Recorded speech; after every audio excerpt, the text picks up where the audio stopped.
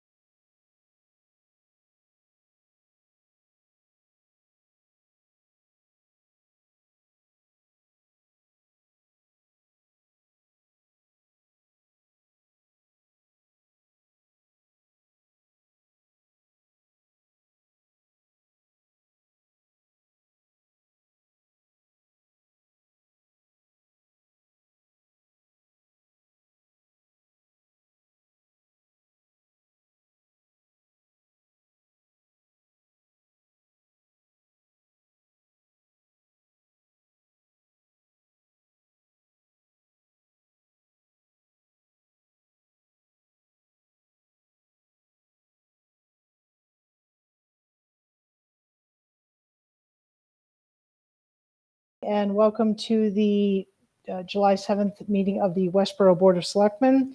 We had previously opened this meeting and entered into executive session, so we're reconvening here now in open session, and I will go ahead and read the governor's orders. Pursuant to Governor Baker's March 12, 2020 order suspending certain provisions of the open meeting law, general law, section 30A, paragraph 18, and the governor's March 15, 2020 order imposing strict limitation on the number of people that may gather in one place, this meeting of the Westborough Board of Selectmen will be conducted via remote participation to the greatest extent possible. Specific information and the general guidelines for remote participation by members of the public and or parties with a right and or requirement to attend this meeting can be found on the Town of Westborough's website at town.westborough.ma.us. For this meeting, members of the public who wish to watch the meeting may do so in the following manner: on Westborough TV, on Verizon Channel 28 or Charter Channel 192. No in-person attendance of members of the public will be permitted, but every effort will be made to ensure that the public can adequately access the proceedings in real time via technological means. In the event that we are unable to do so, despite best efforts, we will post on the Town of Westborough's website an audio or video recording, transcript, or other comprehensive record of the proceedings as soon as possible after the meeting. I never get tired of reading that. Okay, so I'll read through the agenda and then we will get right into it. We have a discussion vote for application or alteration of premises for outdoor dining. We have a discussion vote to create a gift account for the Recreation Department for the construction of a pickleball court. We have a discussion vote for interdepartmental transfers. Christy, are we passing over that? Yes, okay, that we will not have that item. That was number 4 on the agenda for those following along. We have a request to appoint members to the Diversity and Inclusion Committee. We have annual reappointments to town boards and committees. Request to sign and execute an inter-municipal agreement with the towns of Shrewsbury and Grafton for animal control services. At 6:20, we're scheduled to have a discussion vote to update the banner policy. At 6:25, we'll have a discussion vote to designate a selectman to represent the board on the Cable Advisory Committee. At 6:30, we'll have joint meeting with the Board of Health. At 7:15, we'll have a discussion to schedule the public hearing regarding the town seal. And then following that, we'll have approval of meeting minutes. And then we'll have a discussion vote to submit a land grab for 30 Belknap Street and appoint a project manager. And we'll have issues and correspondence and town manager update if there are any. Anything else? Okay. Okay, and Lee is on. Great. Okay. Christy, do you want to take it away with the first agenda item? Oh, wait, before you do, I'm so sorry. I should mention that we, just about every other meeting, we read the openings on town boards and committees, whether they're town manager appointed, board of selectmen appointed, or moderator appointed. We will continue that practice at our every other meeting, but for those that are interested, you can review the agenda on the Town of Westborough's website through the calendar or the Board of Selectmen page. And we hope you'll consider joining one of the open slots. All right, Christy. So we did have another item for the alteration of premises based on the guidance from the state on outdoor service. So this is just a request of the board to allow alteration premises on the liquor license. And this is for ZDs. So we do have the building commissioner on the call to present. Fred? Sure. There wasn't much of a sketch on this one. This was a little tough to get them through, but what they're proposing is approximately 4 tables, if you will, in front of their store. If you know the mall at all, they're a store. They have a storefront in that strip mall next to Stop and Shop. They have a approximately 8-foot wide deep sidewalk, if you will, and they want to put the tables and chairs on that sidewalk. So they've gone through that process with their landlord, blah, blah, blah. Deputy Chief Fursky and myself went out there. The fire department's approved them to actually, and that was actually done by the landlord. You can see that where they're going to put the tables and chairs. It's right in front of their storefront. The deputy chief and the chief have allowed them to actually use part of the roadway, if you will, for pedestrian access if they need to. So they're going to block like a 3-foot wide access path around the tables and chairs because they couldn't do both on the sidewalk. But the fire department's bought into that. So that's what you have in front of you. Questions from the board? Okay. So No, you answered the questions that I had. So I don't know. I couldn't figure out how many tables they were having. So roughly 4, you're saying, Fred? Yeah, that's what they're proposing. That's kind of what their spacing allows. It depends if there's a vacant storefront now, and they might try to expand into that because what it is there's 2 columns out there, and they're kind of landlocked by the columns. So they'll get they're estimating 4 tables between the 2 columns, basically. Right. Is there any concern or need for, stipulations, any barrier that they would have in the fire lane, given that that's also a travel lane for vehicles? Well, yeah, we're going to, again, the deputy chief and myself will go out there once they set this thing up. But they've got to somehow partition that area off. So if somebody did happen to walk in that area, they don't get mowed over, obviously. I mean, the good thing is they don't generally go racing down that area because it's right in front of the storefronts. So I don't know that fire was overly concerned about it, but we will make sure there's something there, some kind of fencing or construction fence or something. Okay, thank you. Okay, do I have a motion? Yeah, excuse me, Fred, you're not sure Yes. it has to be as big as a Jersey barrier? We did not have a conversation about putting Jersey barriers there. I don't believe the fire department was that concerned about it, but I can certainly have that conversation. I think if we get into Jersey barriers in that area, it may be an issue with them. Okay, Okay. I would move pursuant to the governor's order, COVID-19 order number 35, dated June 2nd, 2020, to approve the change in description of the licensed premises at 290 Turnpike Road as presented for the purpose of permitting outdoor alcohol service. Emery second. Any discussion by the board? They serve some good stuff there. Yes, they do. Okay, great. Seeing none, we'll go for a roll call vote. Selectman Johnson? Johnson, yes. Selectman Emery? Emery, yes. Selectman Edinburgh? Edinburgh, yes. Selectman Hashmi? Yes. And Selectman Marshall, yes. 505 being present. Is that the only one, Christy? That's it. Yes. Yep. Okay, great. Thank you. Thank you, Fred. Good. So our next agenda item, we have Jen on the call for, which is the establishment of the gift fund for the purpose of building a pickleball court. Great. Hi, Jen. How are you? Hi, good. How are you? Great. So yeah, we just built, well, not just, maybe about a year and a half, almost 2 years ago now, built 4 pickleball courts and a tennis court on Lyman Street. And the pickleball courts, if you ever drive by there, especially in the morning, are always packed. And the tennis courts, we noticed we've cut over the past year or so, have not.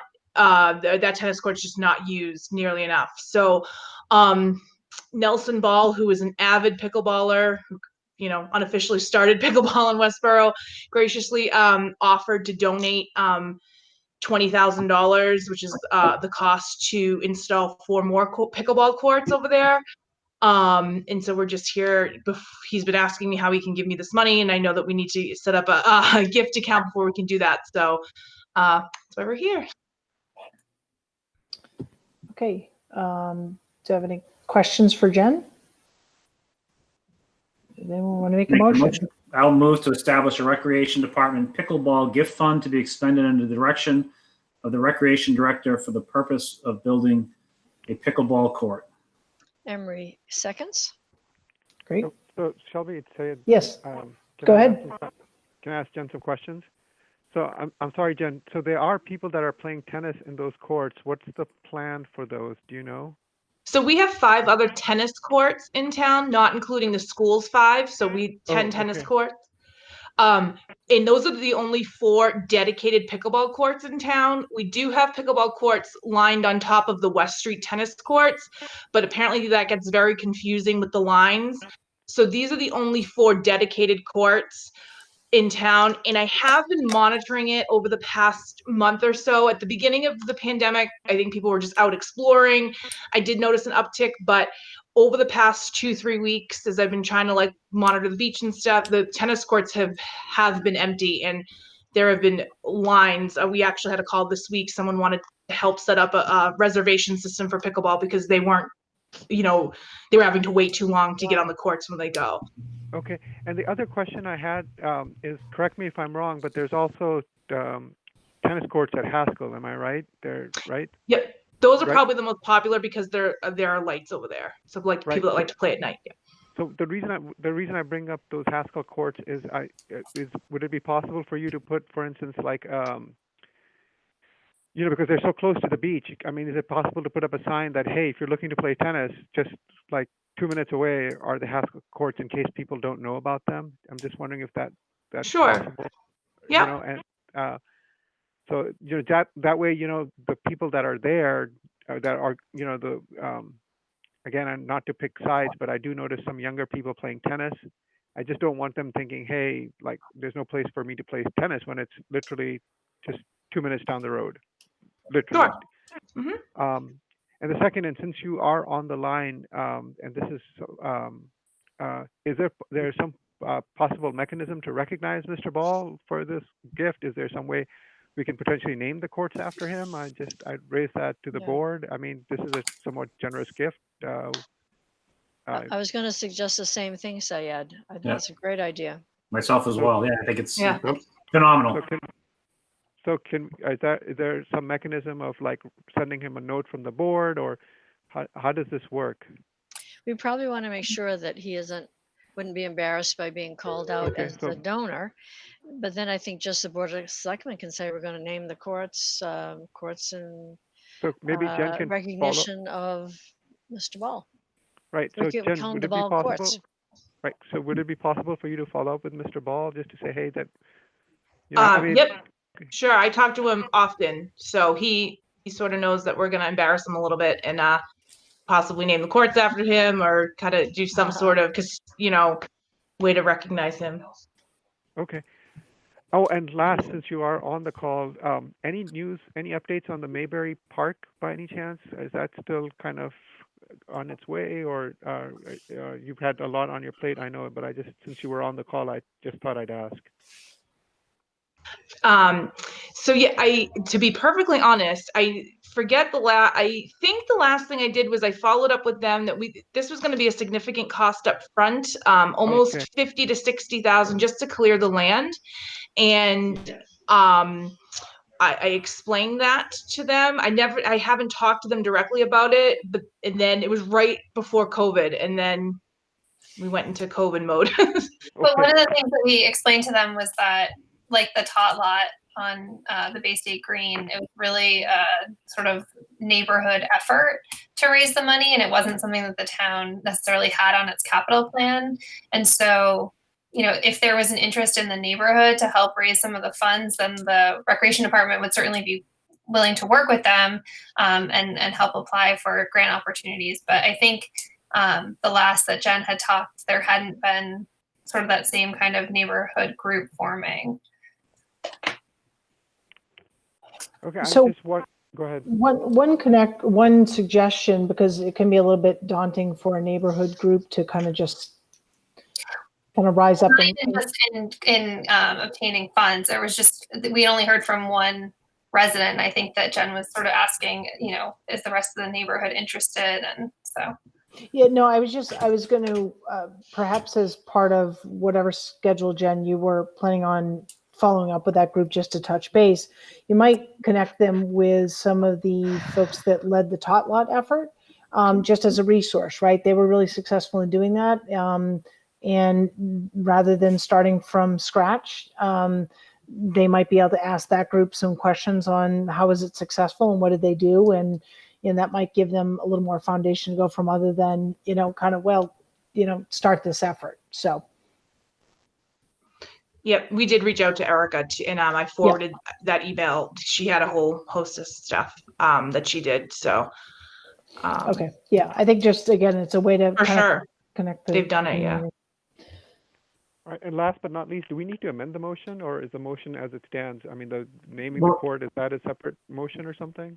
I guess the question would that need to be a separate agenda item, I guess. And I guess two questions I had there. Would it have to be a separate agenda item because we didn't notice? I think we want to talk to him first anyways and make sure he's fine.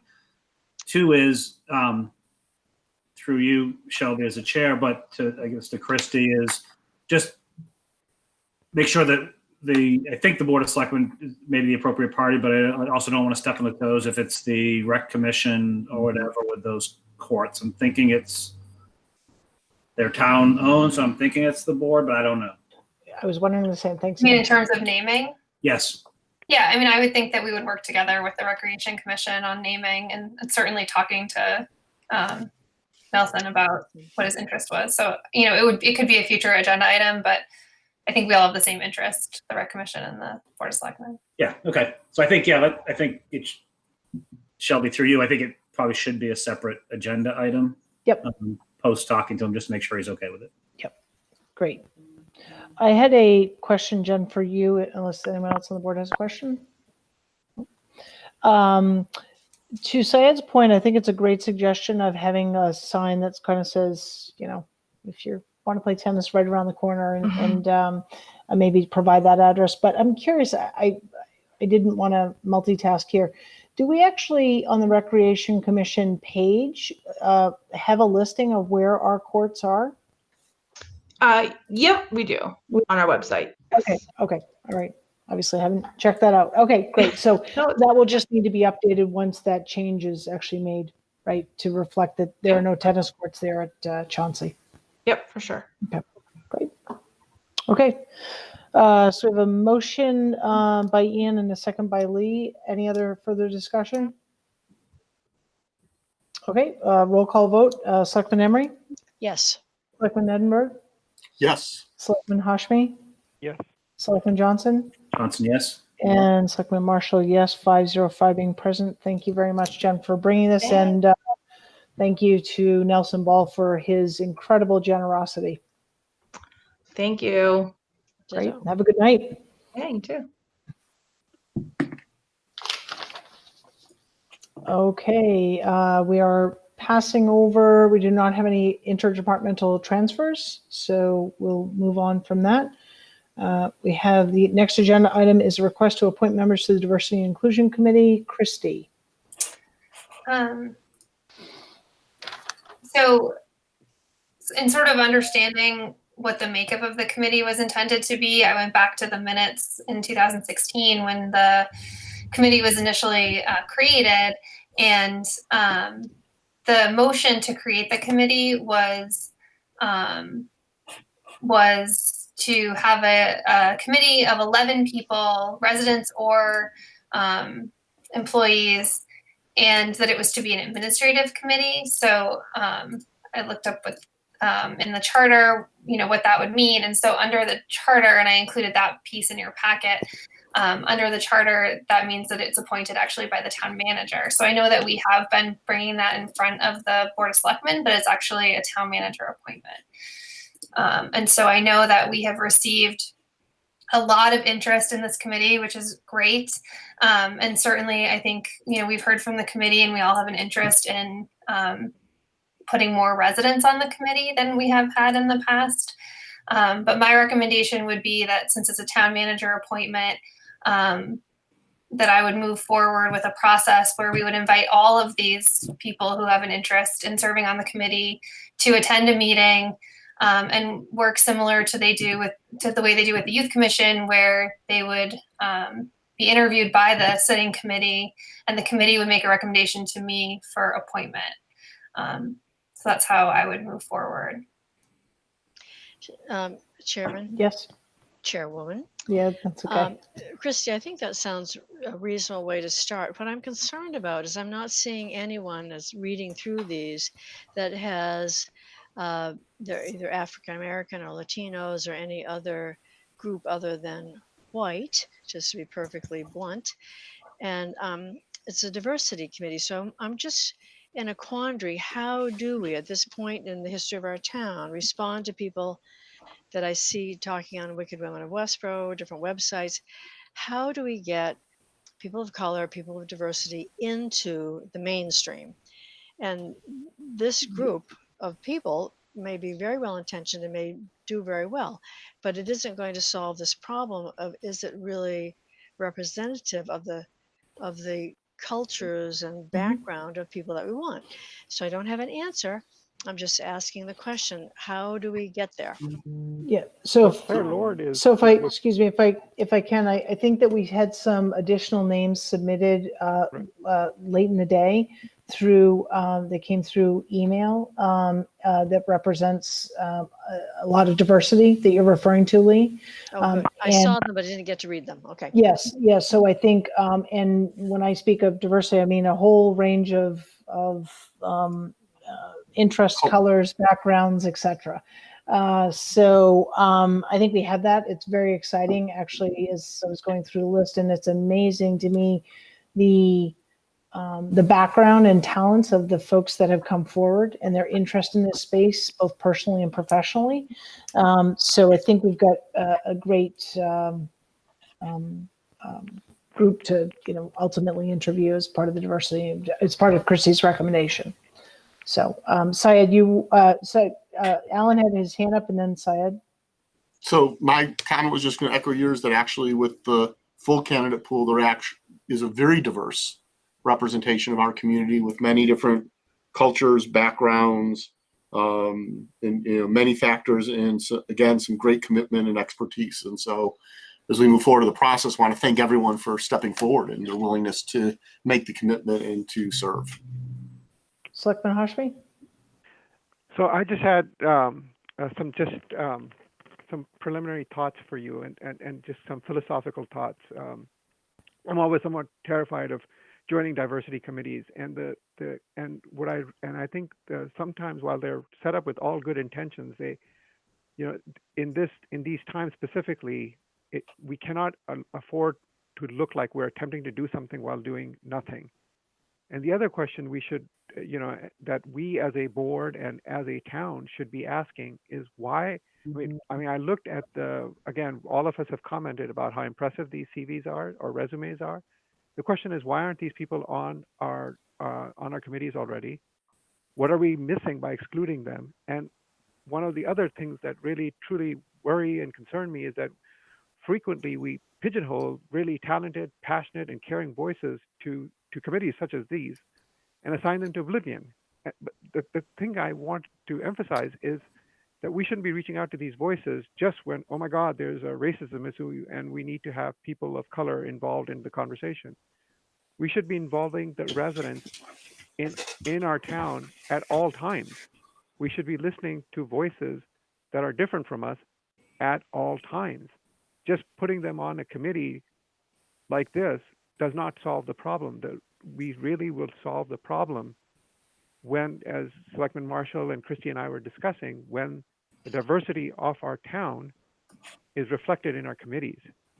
But So, Syed, they're requesting to be on this committee, Syed, and we created the committee in 2016. So it's not just as a reaction to what's currently going on. It's something that we've been working on. It has a very specific mission, and people have reached out and asked to be a part of it. So I agree with you that, especially if we have people who don't get appointed because we only have a certain number of spots, they should be asked about their interest in joining other committees. And I think that's true with anybody who reaches out and doesn't get an appointment on a committee. But I really feel that we should be, because now that we have people that perhaps did not send these CVs, I really think that we should be absolutely encouraging them, perhaps from the board level, that even if you're not appointed, there are other committees, and we should be encouraging, certainly, and we were talking about this yesterday, we should be encouraging people such as this to get involved with other committees in our town. And we should be, this talent pool that we have is so vast. The fact that we haven't tapped it, quite honestly, is shame on us. Yeah, So I take a I'm little. gonna- I take a little. Sorry, Shelby, if I. Yes, Ian, go ahead. Sorry. I take a little offense to that. I think that we have tried to reach out. This is one that has attracted a great talent pool. Other ones, I don't think that we're. I guess I take it that you're saying that we've been, exclusive, or we've not reached out. I think we haven't, and I think it's something that this committee, when it was formed, and some of the work that we've done since 2016 and probably prior to that, was really to try to do exactly what you're saying. And I think it doesn't happen overnight, but it is important. And I don't think any of us would disagree with your comments there. But I guess I take offense that it was a little accusatory that we're not trying, or that I took it as being exclusionary. And I don't see that at all. I think we should encourage them. I think we should educate. I think this is the point I wanted to bring up. Is this is one of the things that when our previous town manager started the Citizens Leadership Academy, it was something to try to encourage others and to educate them on town government committees, et cetera. And I know it's something as a board that we're interested in having, Christy and Kim work on in the future as well, because I think it's very important. Because I do think that it's the education of folks, it's the recruitment of folks, it's teaching them what these committees are all about, what they do, and then not just appointing people or telling them they're going to go on that committee. You find the ones that match their interests, that they think that they can have the greatest impact on and that they'll enjoy. So I guess that's my 2 cents there on that. And I agree with you. We, Syed, that we do want, the committees and our government to, and we heard it loud and clear, to reflect the diversity of our town.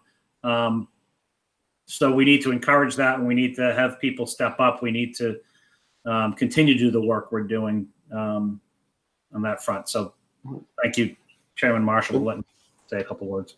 Alan? And I would just say, in looking at those who stepped forward to this committee, I see names of people who've served on other committees in the past and see this as another opportunity. I also see names of people who, have put their name forth for opening on the school committee. I see names where, as we've looked to fill other committee positions, we've reached out to them specifically to see if they, having expressed interest in other committees, if they'd be interested in different committee work. And so I think a lot of that outreach, is definitely happening. And as we look at, and I'm not saying there's not more to be done there. There's always the opportunity to do better and keep our eye on the ball, so to speak.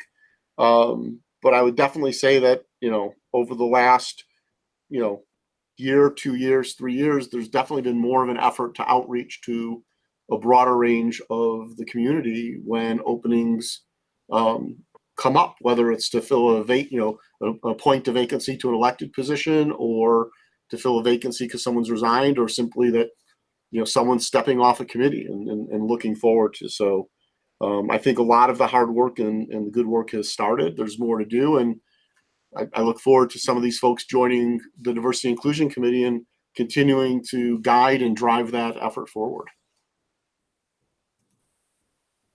So I'm going to use this opportunity to just refresh not only the board's memory, but also the public's memory of the purpose of the Diversity and Inclusion Committee.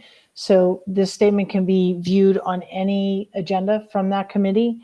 So I'll read it verbatim. It's to review town services to ensure services are provided equally and are accessible to all residents, and further to identify ways to promote increased diversity and inclusiveness in town services, employment, and volunteer opportunities.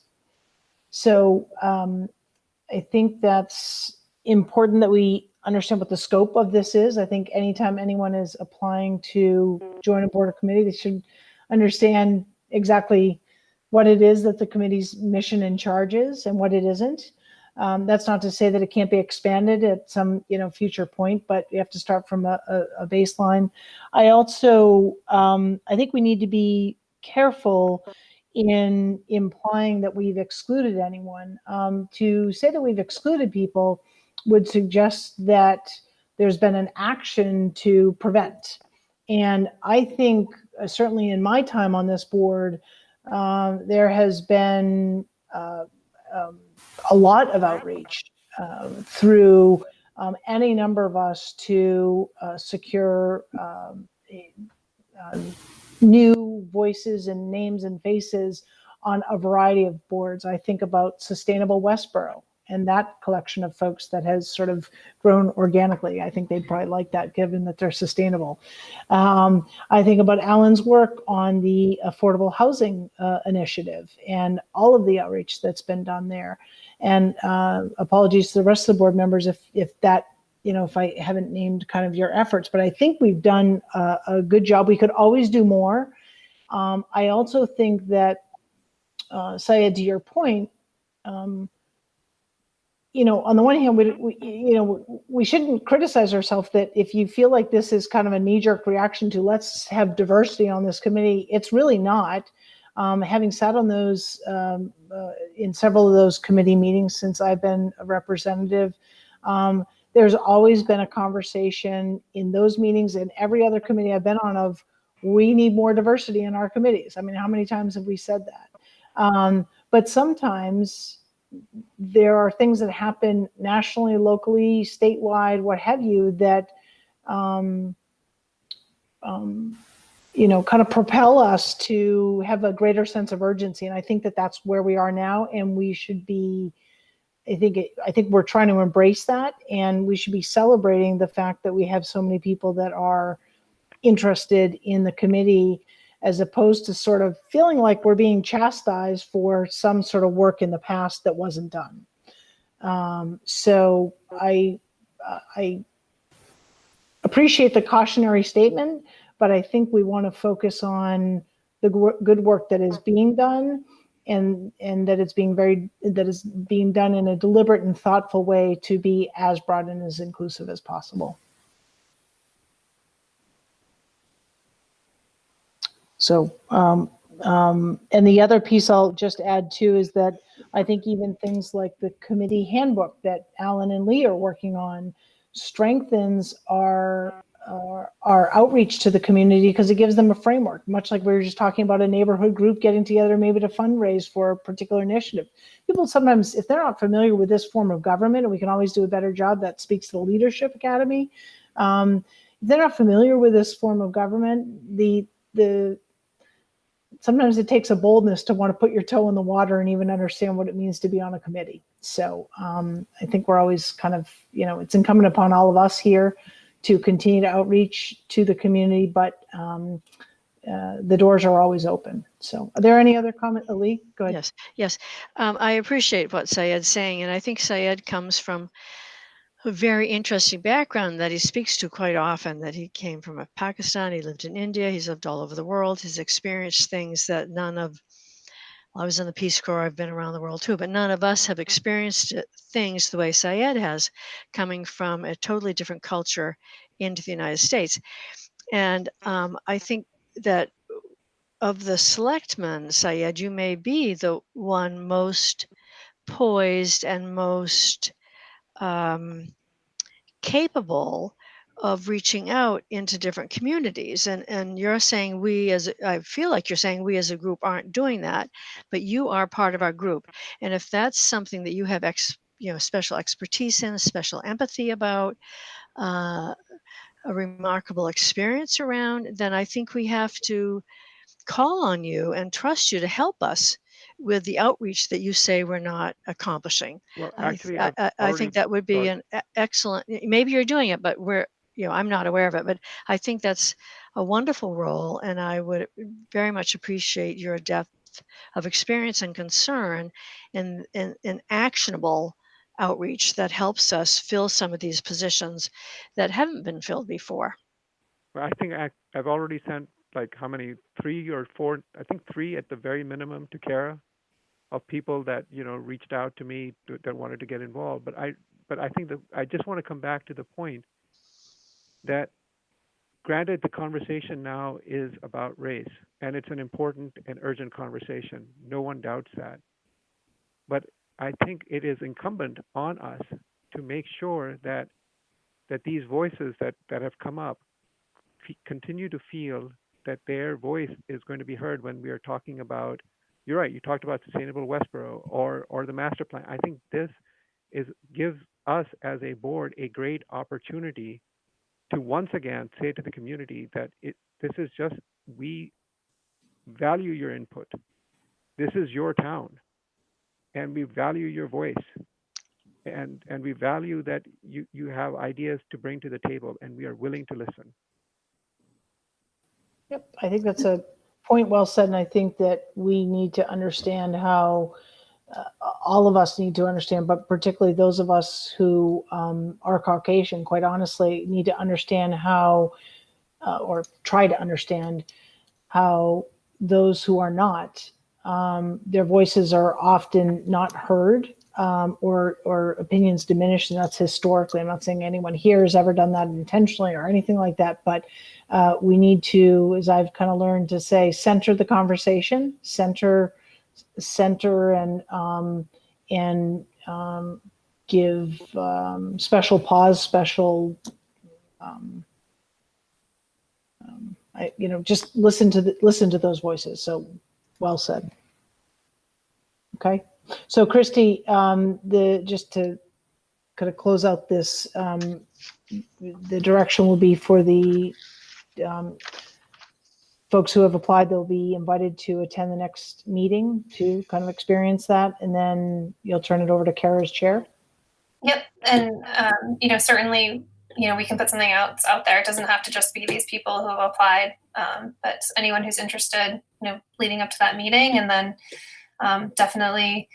I think it's also important to remember that if this is the committee that you're most interested in, even if you're not appointed, this committee in particular is very inclusive in its discussion, and there is a regular group of people who attend and participate in that discussion, regardless of being members. So, I think, and once your name is out there, we might be calling on you for something else because we know you're interested. Great. Okay. So sort of continuing along the theme here, we have annual reappointments to town boards and committees. Sorry, I need to switch my page. I'll make a motion if you want. Okay. Yes, thanks, Ian. I'll move to reappoint Ken Gagnon and Ryan Rauch to the Veterans Advisory Board for a term ending June 30th, 2021. You want to do them all together, or do you want to? Yeah, I think we could do that. Okay, and I also move to appoint Gary Bowman to the Sander Pond Conservation Area Wardens for a term ending June 30th, 2021.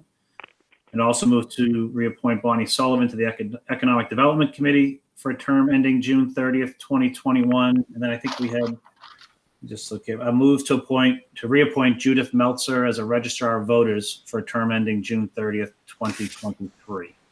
Emery, second. Okay. So, Ms. Chairman Marshall, I have a question. Please. Go ahead, Syed. Okay, so I'm okay with all the appointments other than Ms. Sullivan.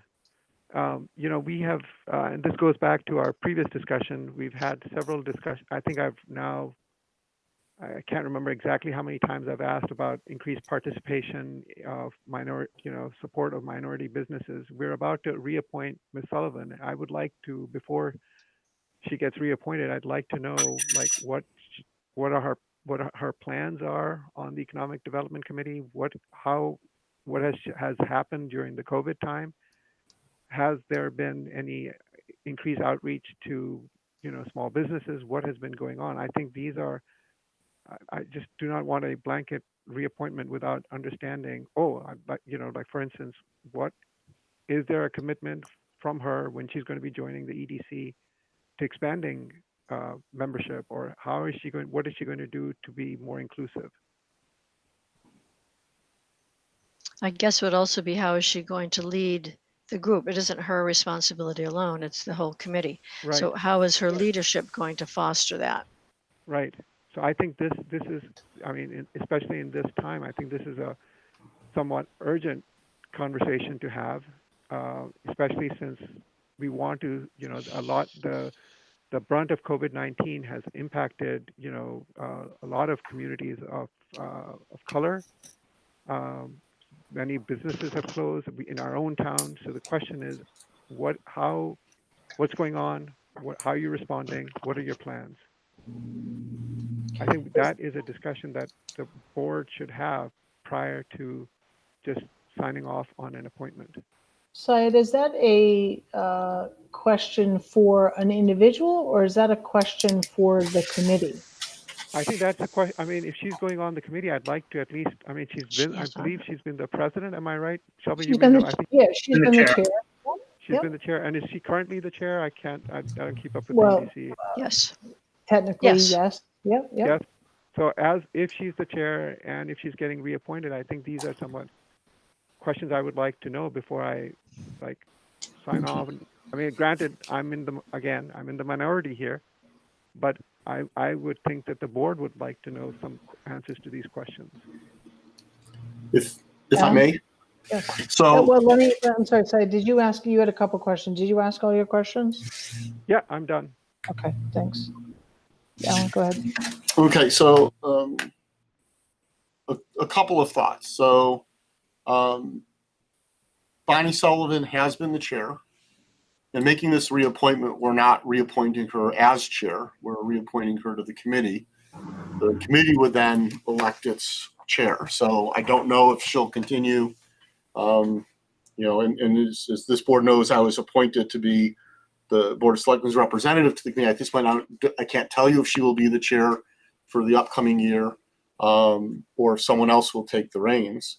I do know in monitoring the work of the EDC that a lot of the work that's been happening has been on the issue of the fundamental question of what's the mission and focus of the EDC and what should the EDC look like, from a structure wise, from mission goals and priorities. Currently and for some time, the town has not had a full-time person in the economic development coordinator position. So that while that's being those activities are being covered by our assistant town manager with help from others. It's different than having a dedicated staff person. So I think the questions, Selectman Hashmi, you're asking are extremely relevant. I think the direction of the committee and how it's structured and how it operates is something that's under active discussion. And I can tell you that in my role as the Board of Selectmen's representative of that committee, as we move forward, I'll help facilitate that discussion, and I'm happy to report back to the board. When I look at Bonnie Sullivan as an individual, I think her commitment to Westborough as a community and as a business community has been incredibly strong and unwavering. She's brought to the committee and helped. Because of her prior work in other business agencies and pseudo government agencies, she's brought us connections with other agencies. So her relationship has and her connections have strengthened our town's relationship with mass development and other state levels, quasi-government agencies. Her relationships and her initiative really built a strong relationship, for example, with our community and it's the 495 Metro West Partnership, I believe, which is where the VIA bus service is coming from and those types of issues. And so I feel that she's got relationships, she's got skill sets specific to economic development, and she's got a perspective not only from that point, but in her professional life as an executive at a mutually owned savings institution, which means it doesn't have shareholders, it has members. So if you have money in a savings account there, you're a member and a part owner of it. She works with small businesses and a very diverse population of small businesses, and understands those issues as well. So I actually, from an expertise standpoint and a capability standpoint, I think she is a good person to have, a strong candidate to have on that committee. Thank you, Alan. Ian? Yeah, I mean, Alan, you said a lot of what I was going to say, but having been a prior Board of Selectmen representative to the EDC, working alongside Bonnie, she's engaged. Has worked hard, had stepped into the chairmanship role, and has been, active and pushing the agenda that Alan's talking about. Unfortunately, with not having an EDC coordinator, having COVID hit, as some of the things like when Ashby said, important things to discuss. But I think as an individual, which we're doing here is an individual appointment, not a review of the committee. I think with all the qualifications that Alan stated, and her activity to date as a member of that committee, I'm in full support of a reappointment of Bonnie to that committee. Lee? Hi. Not everyone may remember all of this, and we don't need to bring it up. It's a tiny bit like dirty laundry, but when Bonnie agreed to stay on the committee was at a point where we were about to lose all of the non-town employee members of that committee. It was in shambles. It was chaos. There were a lot of demoralizing forces at play, and Bonnie had to make a very hard personal decision at the time to continue to put her personal effort and time into this committee, where she had a very important job at a bank, children and everything, and she decided to stay in there. And she was the captain that kept that ship on course, and we did not lose our other valuable business members in our community. She really saved it. And probably very few people understand that, but it was a really big plate that she stepped up to and carried. And I give her, as a woman and a person working in difficult environments politically and stuff, I give her all the credit in the world for doing that and making it successful. We have a very good group of people working there together now. They're solid. Christy is working really beautifully with them. And that's another wonderful part of our new relationship. And having Alan as our very capable member, Ian did a great job too, but having Alan there now, I think we have a great— And Shelby. Yes, and Shelby, a great group together, and she definitely should be reappointed. You know what? Lee, you're right. I forgot about that. You're absolutely correct. I am my aging dementia, rapidly progressing dementia.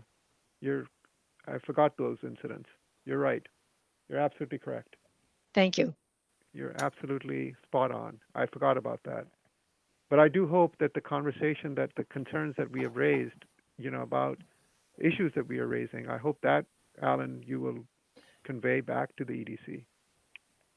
I think you have his commitment, as he's already stated, and I think, not to preview an upcoming agenda item at a future meeting, but I think that as you and I have worked with Christy on the community statement, as directed by this board, we've included some specific references to economic development and how that has to be part of this conversation. And so that would be ultimately up to the charge of the committee to then take back and work. And then there's crossover with diversity and inclusion, et cetera, et cetera. And as I wait till find when the next meeting is scheduled for my first meeting on that committee, Selectman Hashmi, please send me your thoughts and your concerns, and I will share them and relay them and represent them. Great. Seeing as we've had, I think, ample discussion and we have a motion and a second, I'll call for a vote. We'll do them all together. Seeing as it seems like there's no other objections. Selectman Emery. Emery, yes. Selectman Hashmi. Yes. Selectman Edinburgh. Edinburgh, yes. Selectman Johnson. Johnson, yes. And Marshall, yes. 5-0, 5 being present for all of the appointments named in the motion. Great. Thank you very much. All right, so it is 6:35. We'll move along to our next agenda item, which is a request to sign and execute an inter-municipal agreement with the towns of Shrewsbury and Grafton for animal control services. Christy.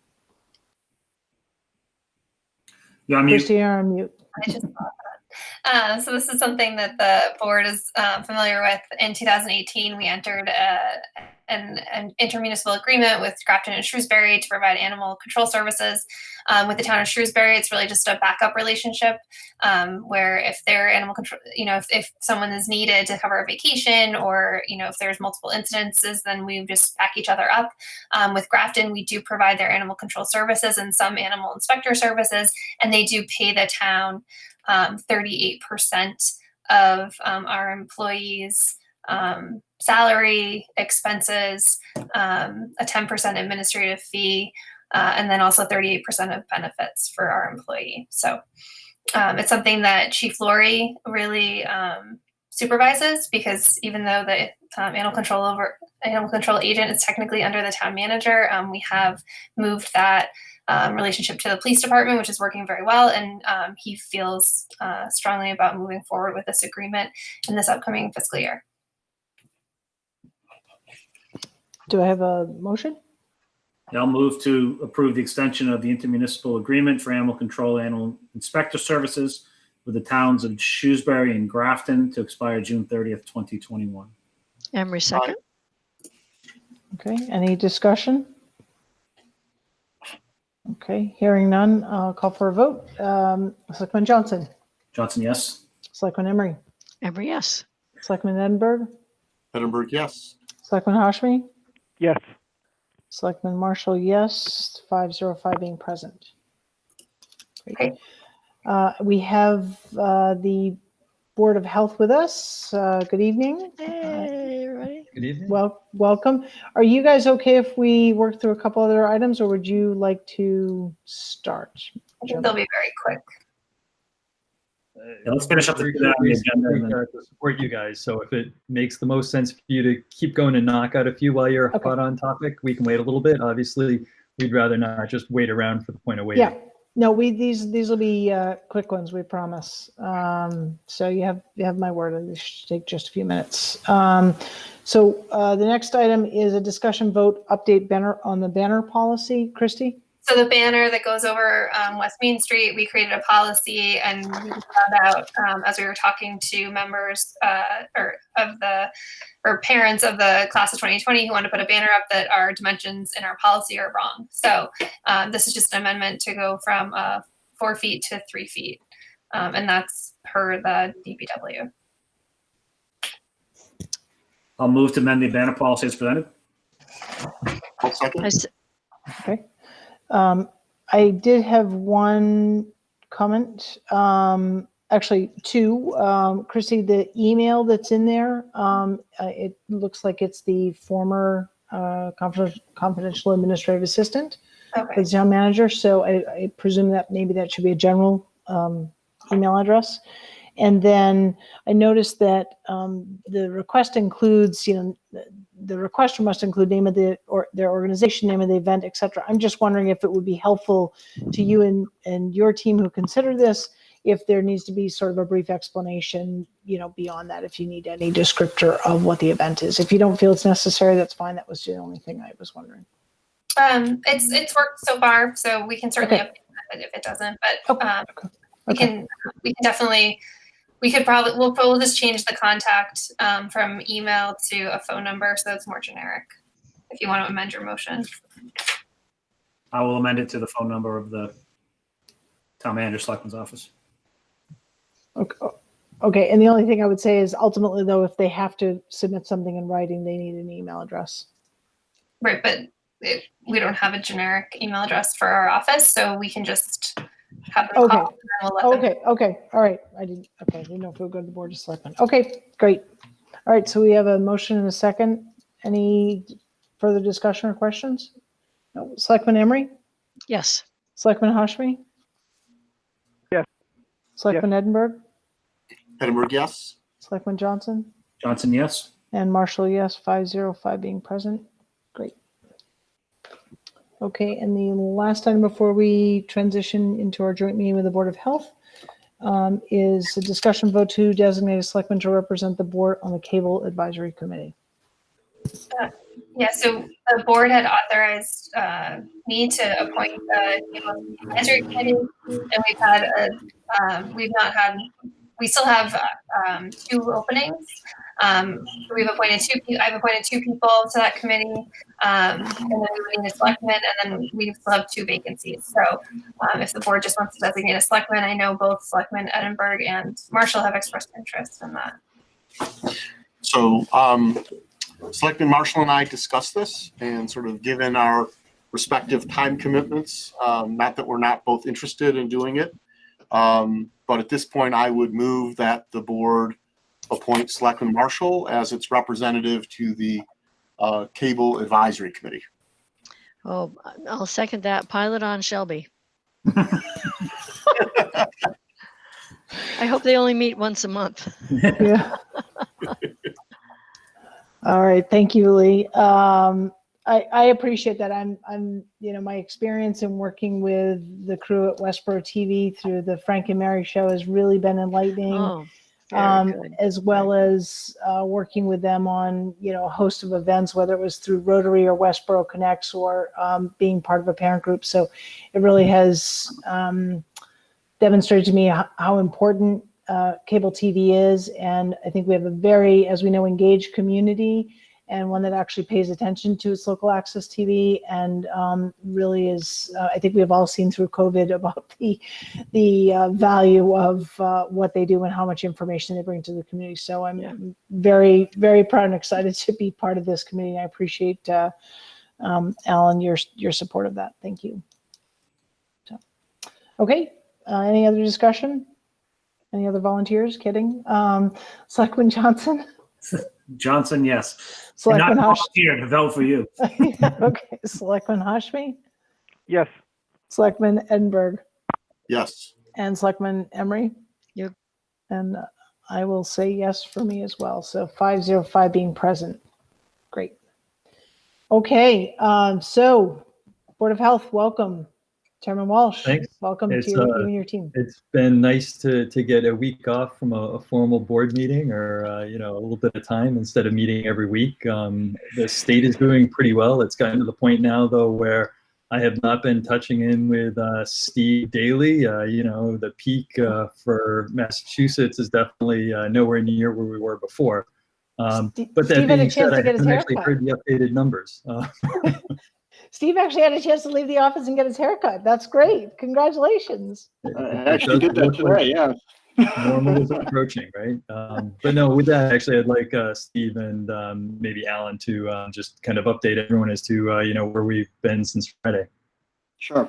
So I'll just start off. I got a couple emails today about this. I just want to mention it. So maybe the selectmen talked about this already, but the website, I've gotten a bunch of, did you already talk about this? Am I repeating something you already talked? Oh, okay. No.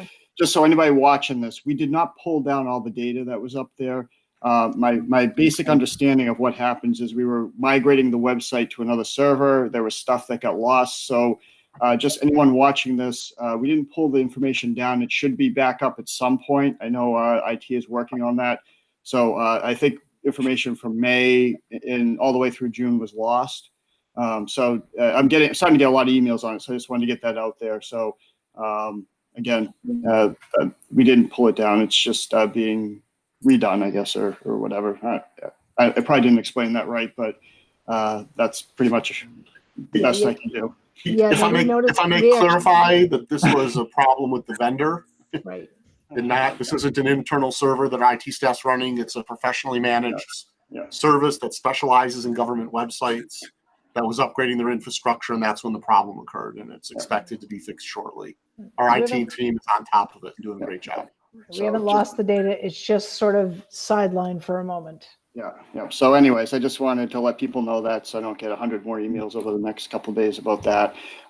So anyways, we're looking real good. I don't know if the data actually even got up on Friday, but we haven't had any new cases. And those that we did have before are all recovered. So right now, we do not have any cases that I'm aware of. And, we don't have anyone in recovery or hospitalized, anything like that. So it's looking real good as far as, what's going on in town here. We are starting to enter phase 3, which started yesterday. It can be confusing at times. I'm trying to work my way through some of the guidance documents that have been put out on that, and we'll continue to kind of get better versed in what is allowed, what isn't allowed. Overall, things look real good in Westborough. Dr. Ehrlich, I don't know if you want to, chime in or anything. I'll just, first of all, I agree with everything that Steve said. And yes, things are very good right now.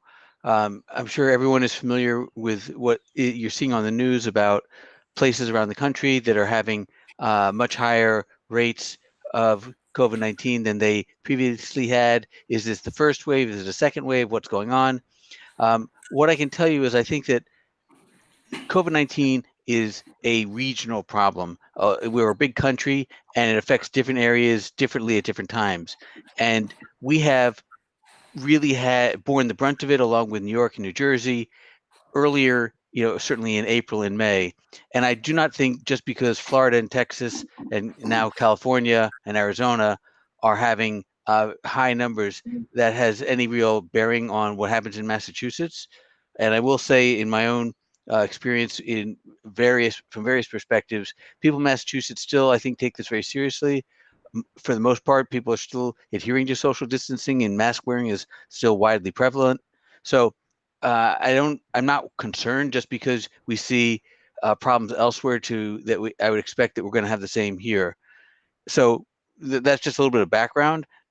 From the perspective of the reports that Steve and I have been issuing, it's not, I think Steve can continue to report the numbers. It's not clear at this point whether any further commentary by me is helpful unless the situation materially changes for the worse. If people still want that, I'm happy to write a little bit. But at this point, where we've had the previous week with 1 case, no deaths, and currently no new cases since then, I think it may be time to consider, okay, we as a collective pair of boards have worked very nicely together. We've collaborated, and maybe we say job well done, and we think about this more on an ad hoc basis if problems arise going forward. So those are my thoughts.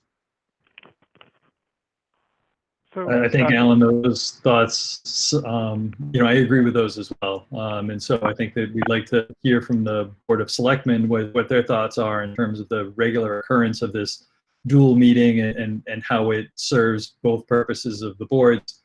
But with the cases really low, I'm not sure there is much benefit to that. Although today I would say that I did put together a couple of slides that reflect some of the new guidance from the state. So if you guys are interested in seeing that, it sums up at least some of the new information that's out there. And so I'm more than happy to share that as well. I think it'd be great for us and for the public. So before we do that, Nathan, can I ask Dr. Ehrlich a question? Please. So again, Dr. Ehrlich, thank you so much for the tremendous work along with Dr. Walsh that you've done, keeping the public appraised. I just wanted to get a sense, you said that it's, you mentioned that it was that these are local, you said something along the lines of these are local. I use the term regional. Regional, sorry, forgive me.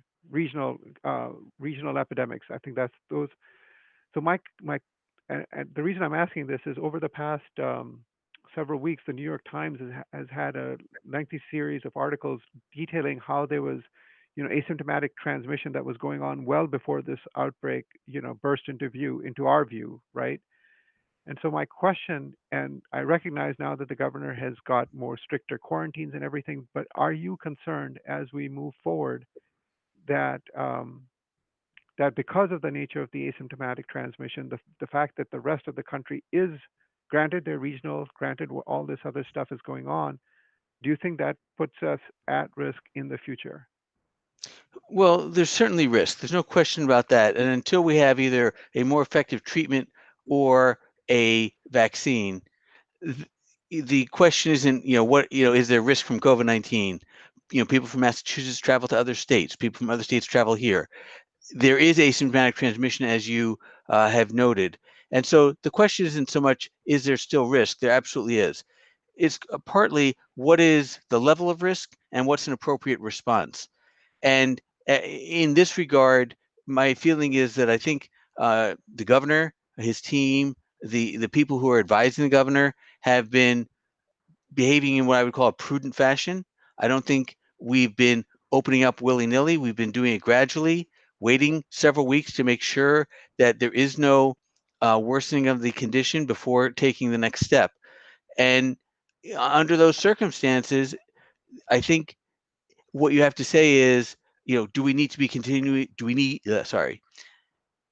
continue to need to be vigilant? I think the answer is yes. We're going to continue to monitor cases. We're going to, have a low threshold for sounding the alarm if it looks like there's another problem.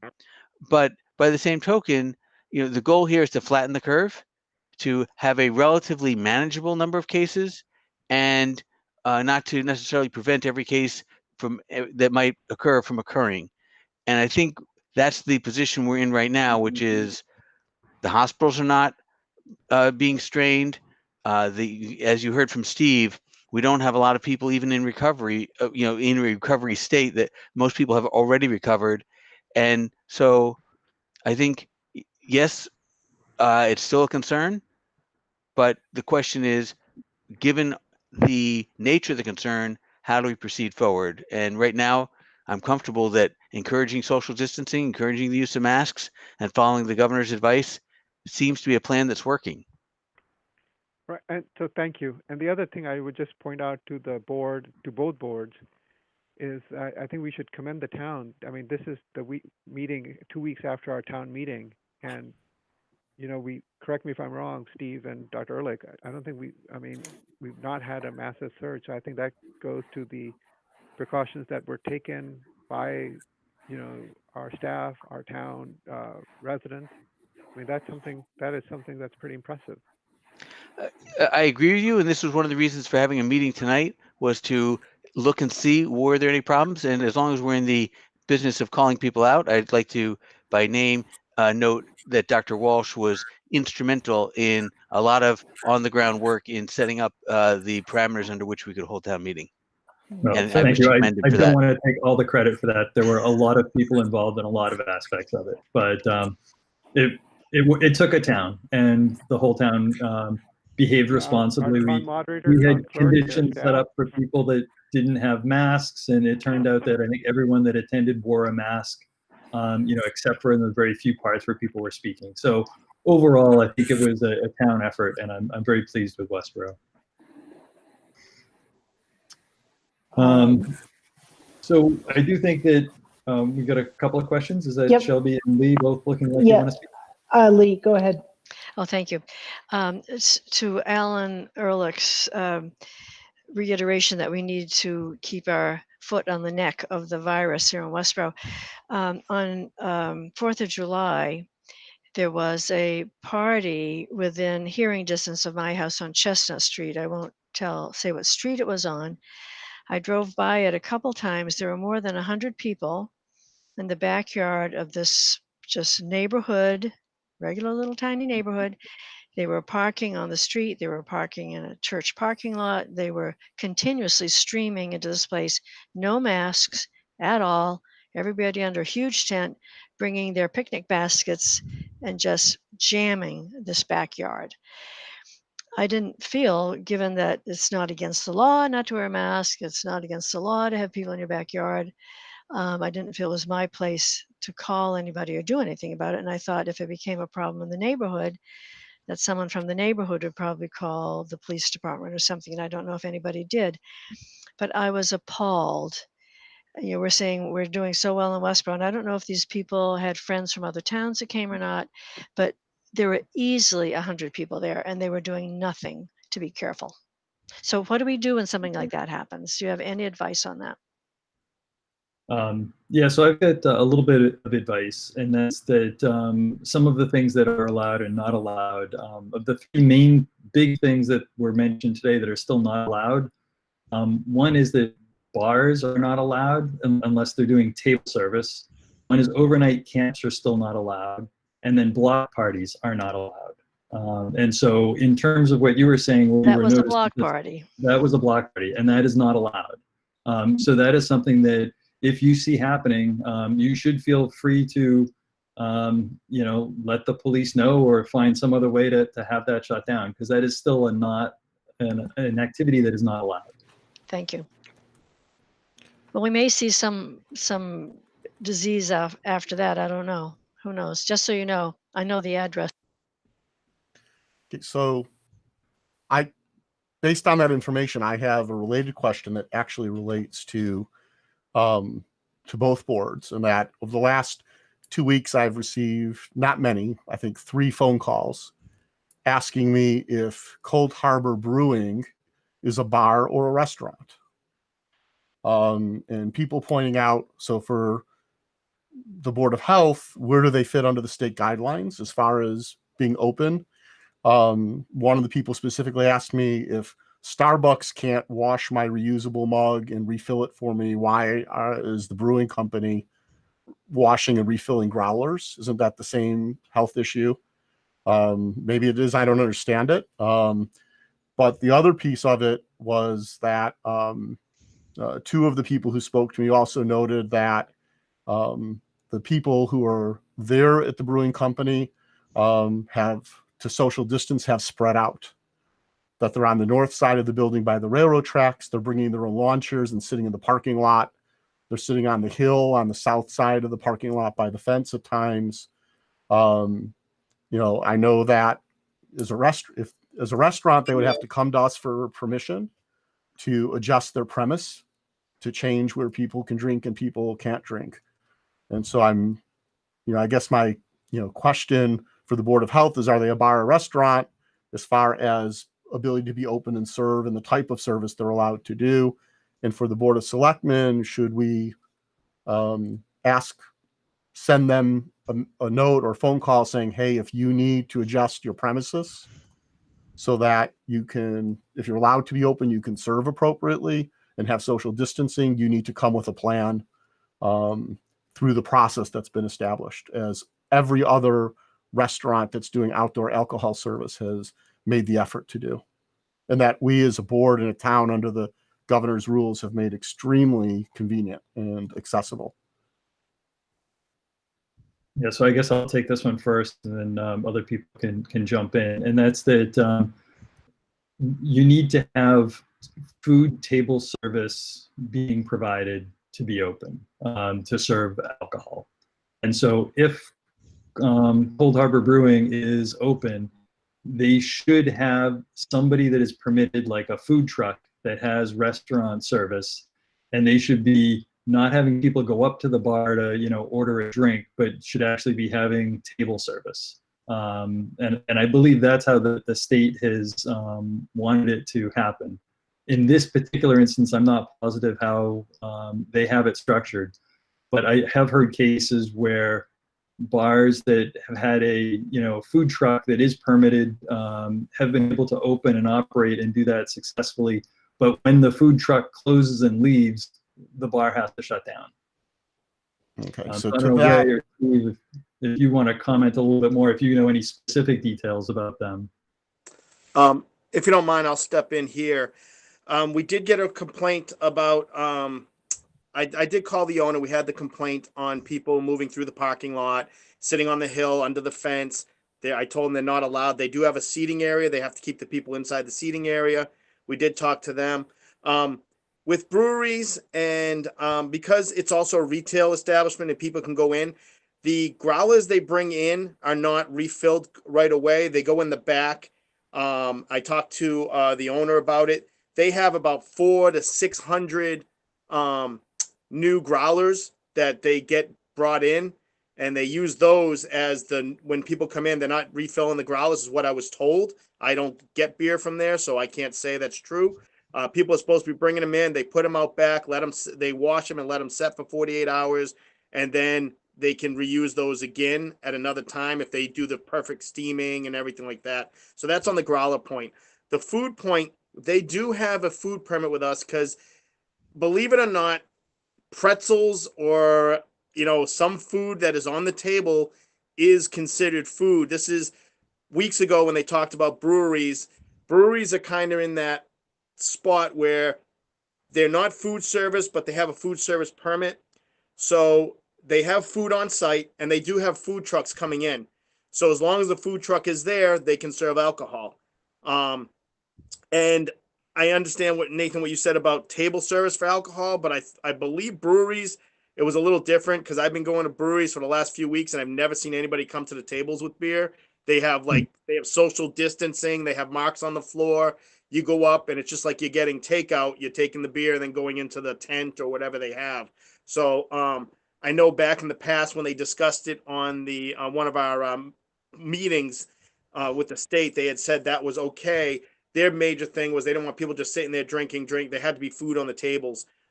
So if there are more complaints, I talked to him a week and a half ago. So if any complaints came in after that, we can contact them. But then again, as the Board of Selectmen, if you want to put a letter out, it may come a little stronger coming from you because it is alcohol and you guys do cover the alcohol permits. Yeah, well, I think there's two different issues here. Number one is, are they meeting the part as far as the food and the beer, right? The other issue is, I'm totally ignorant about this, about where can they actually consume the beer? Is that more of a Board of Selectmen thing, as if they're outside of the seating area, that sort of thing? Obviously we have, as Ray had said, we have talked to him about having food trucks there when he's serving. But as far as them moving outside of the general seating area, people moving up on the hill, that sort of thing, I don't know who, I mean, is that something by their liquor license that is designated, or I'm not sure. Yeah, it is. It's under their liquor license, shows where they can consume. So that's consistent with what the board's been doing in terms of the other restaurants who are creating or expanding their outdoor seating. But Christy, are they they're under a different liquor license, if I remember correctly, because they're classified like as a nano brewery. So I thought they don't go through our license quota unless that's changed. When they originally came in, they go under the state Department of Agriculture, I thought. There's a unique thing with them because of the type of brewery that they were. It is, but I'd have to look back, Ian, honestly, but I thought that when they added that outdoor space, that came through. I think the outdoor space we did, but I guess it goes back, if you can look, 'cause I thought the liquor license still was not. Right, but I think that's what we're talking about, is expanding that outdoor space. Yeah, It's the alteration of premise. If they want to use that outdoor space, unless they're getting it approved, that outdoor space by the state, they have to get it approved by the local Board of Selectmen. So you guys should have the final say as to what that outdoor space looks like, where people are allowed to drink and how it's delineated so that it's clear that someone is inside the area versus outside the area. I don't think we ever did that, Christy. Yeah, let me go back and look. I know that it went through a process to add that outdoor space, Right. but maybe it wasn't in front of your board. I think what Dr. Walsh is talking about and what Alan's talking about is, what we're doing with all the restaurants. But what Ian's saying is that he thinks it's a different process. So we'll just go back and look. And Okay. I believe the Board of Selectmen did vote on the alteration of premise, but that was going through whichever state agency regulates them. right. I think it's And the whole relief that we've gotten during COVID is that we don't have to go through the ABCC, because all alteration of premises typically go through a state agency. So we can just look at that. Alan, can I just ask, like I said, we did reach out to the owner and ask him, we did talk about the complaint. Was that more recent, or was it a couple of weeks ago? I'm just trying to get an idea whether he has. Two were in the last week. Okay, all right. Where there wasn't a food truck. I don't know if they're putting pretzels and peanuts on the tables or not, and if that counts for food service. But the people who called said, there's no food truck. People are sitting all over the place, drinking, and We'll I reach think there's back just out a to him. general concern, right, about the health and well-being. So. Yeah, and I mean, I think one of the concerns about the bars versus restaurants is that having people sitting at the bar shoulder to shoulder, having a large group of people all reaching over each other to try to get, their drinks passed by a bartender at a crowded bar, that's obviously a high risk point.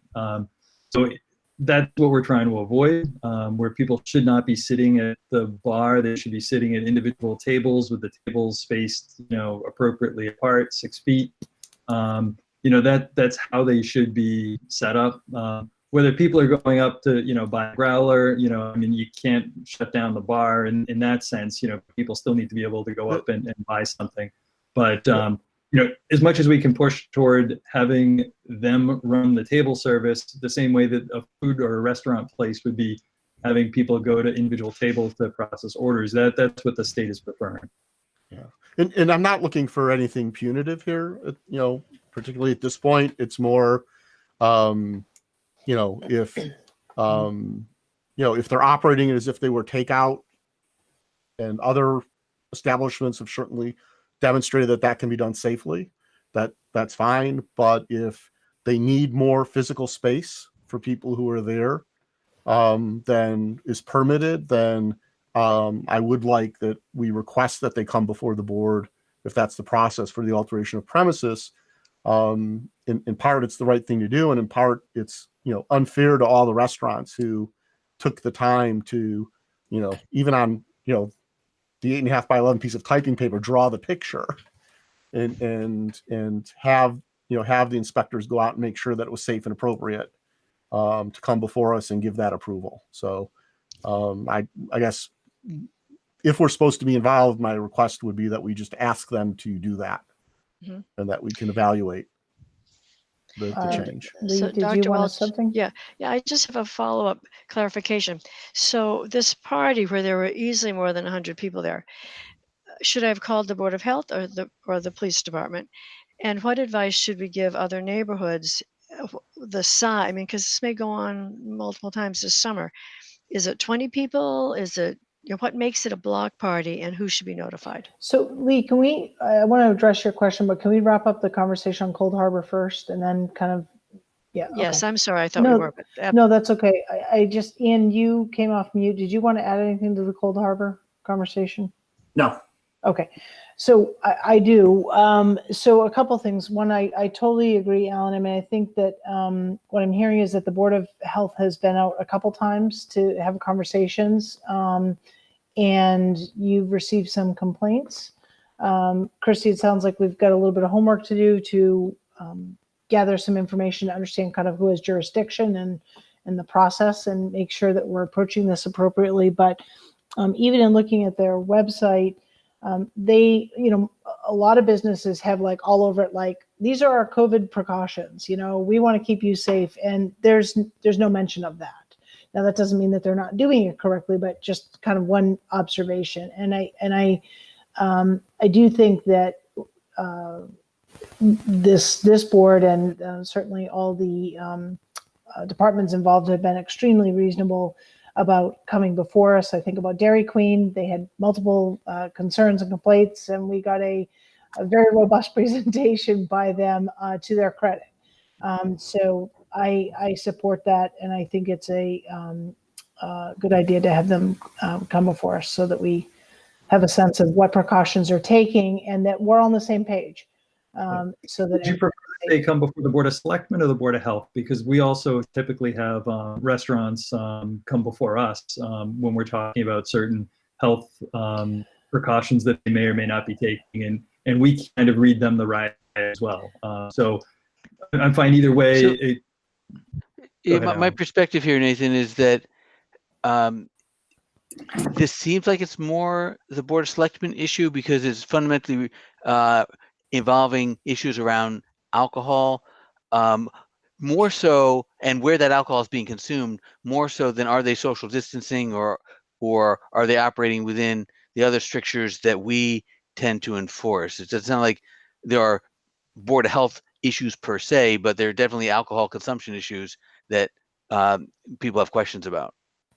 So I would lean toward let the selectmen at least have first crack. Well, the Board of Health staff has reached out, and so even though they're guidance or whatever, their protocols aren't on their website, that's something that the Board of Health can ask for, and I'm sure has seen in going out there. So I actually have asked for those. The last complaint I received, I was out there.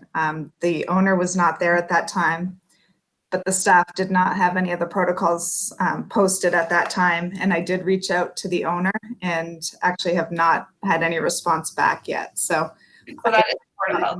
But I don't know if they have put any of the things that they were supposed to up yet.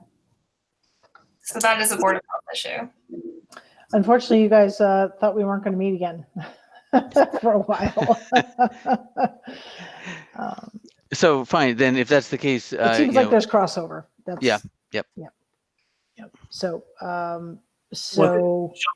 go ahead, Ian. Yes, please. So yeah, I think. I mean, it sounds from what we're hearing here that there could be potential violations that could be on both sides, Board of Health, Board of Selectmen. But I think, I guess what I would ask is, I think there's still sounds like some research, or maybe between Steve and Christy to take it back and then figure out what the next steps are and let us know.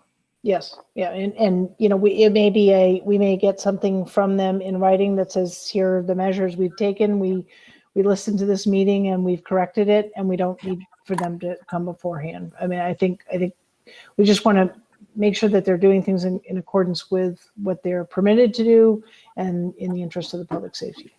So we'll follow up, and we'll follow up again. Yeah, so maybe, Steve, it might be worth having them in for an administrative meeting, and we can decide whether we want to add them to our agenda and have them actually in front of the board. Yeah.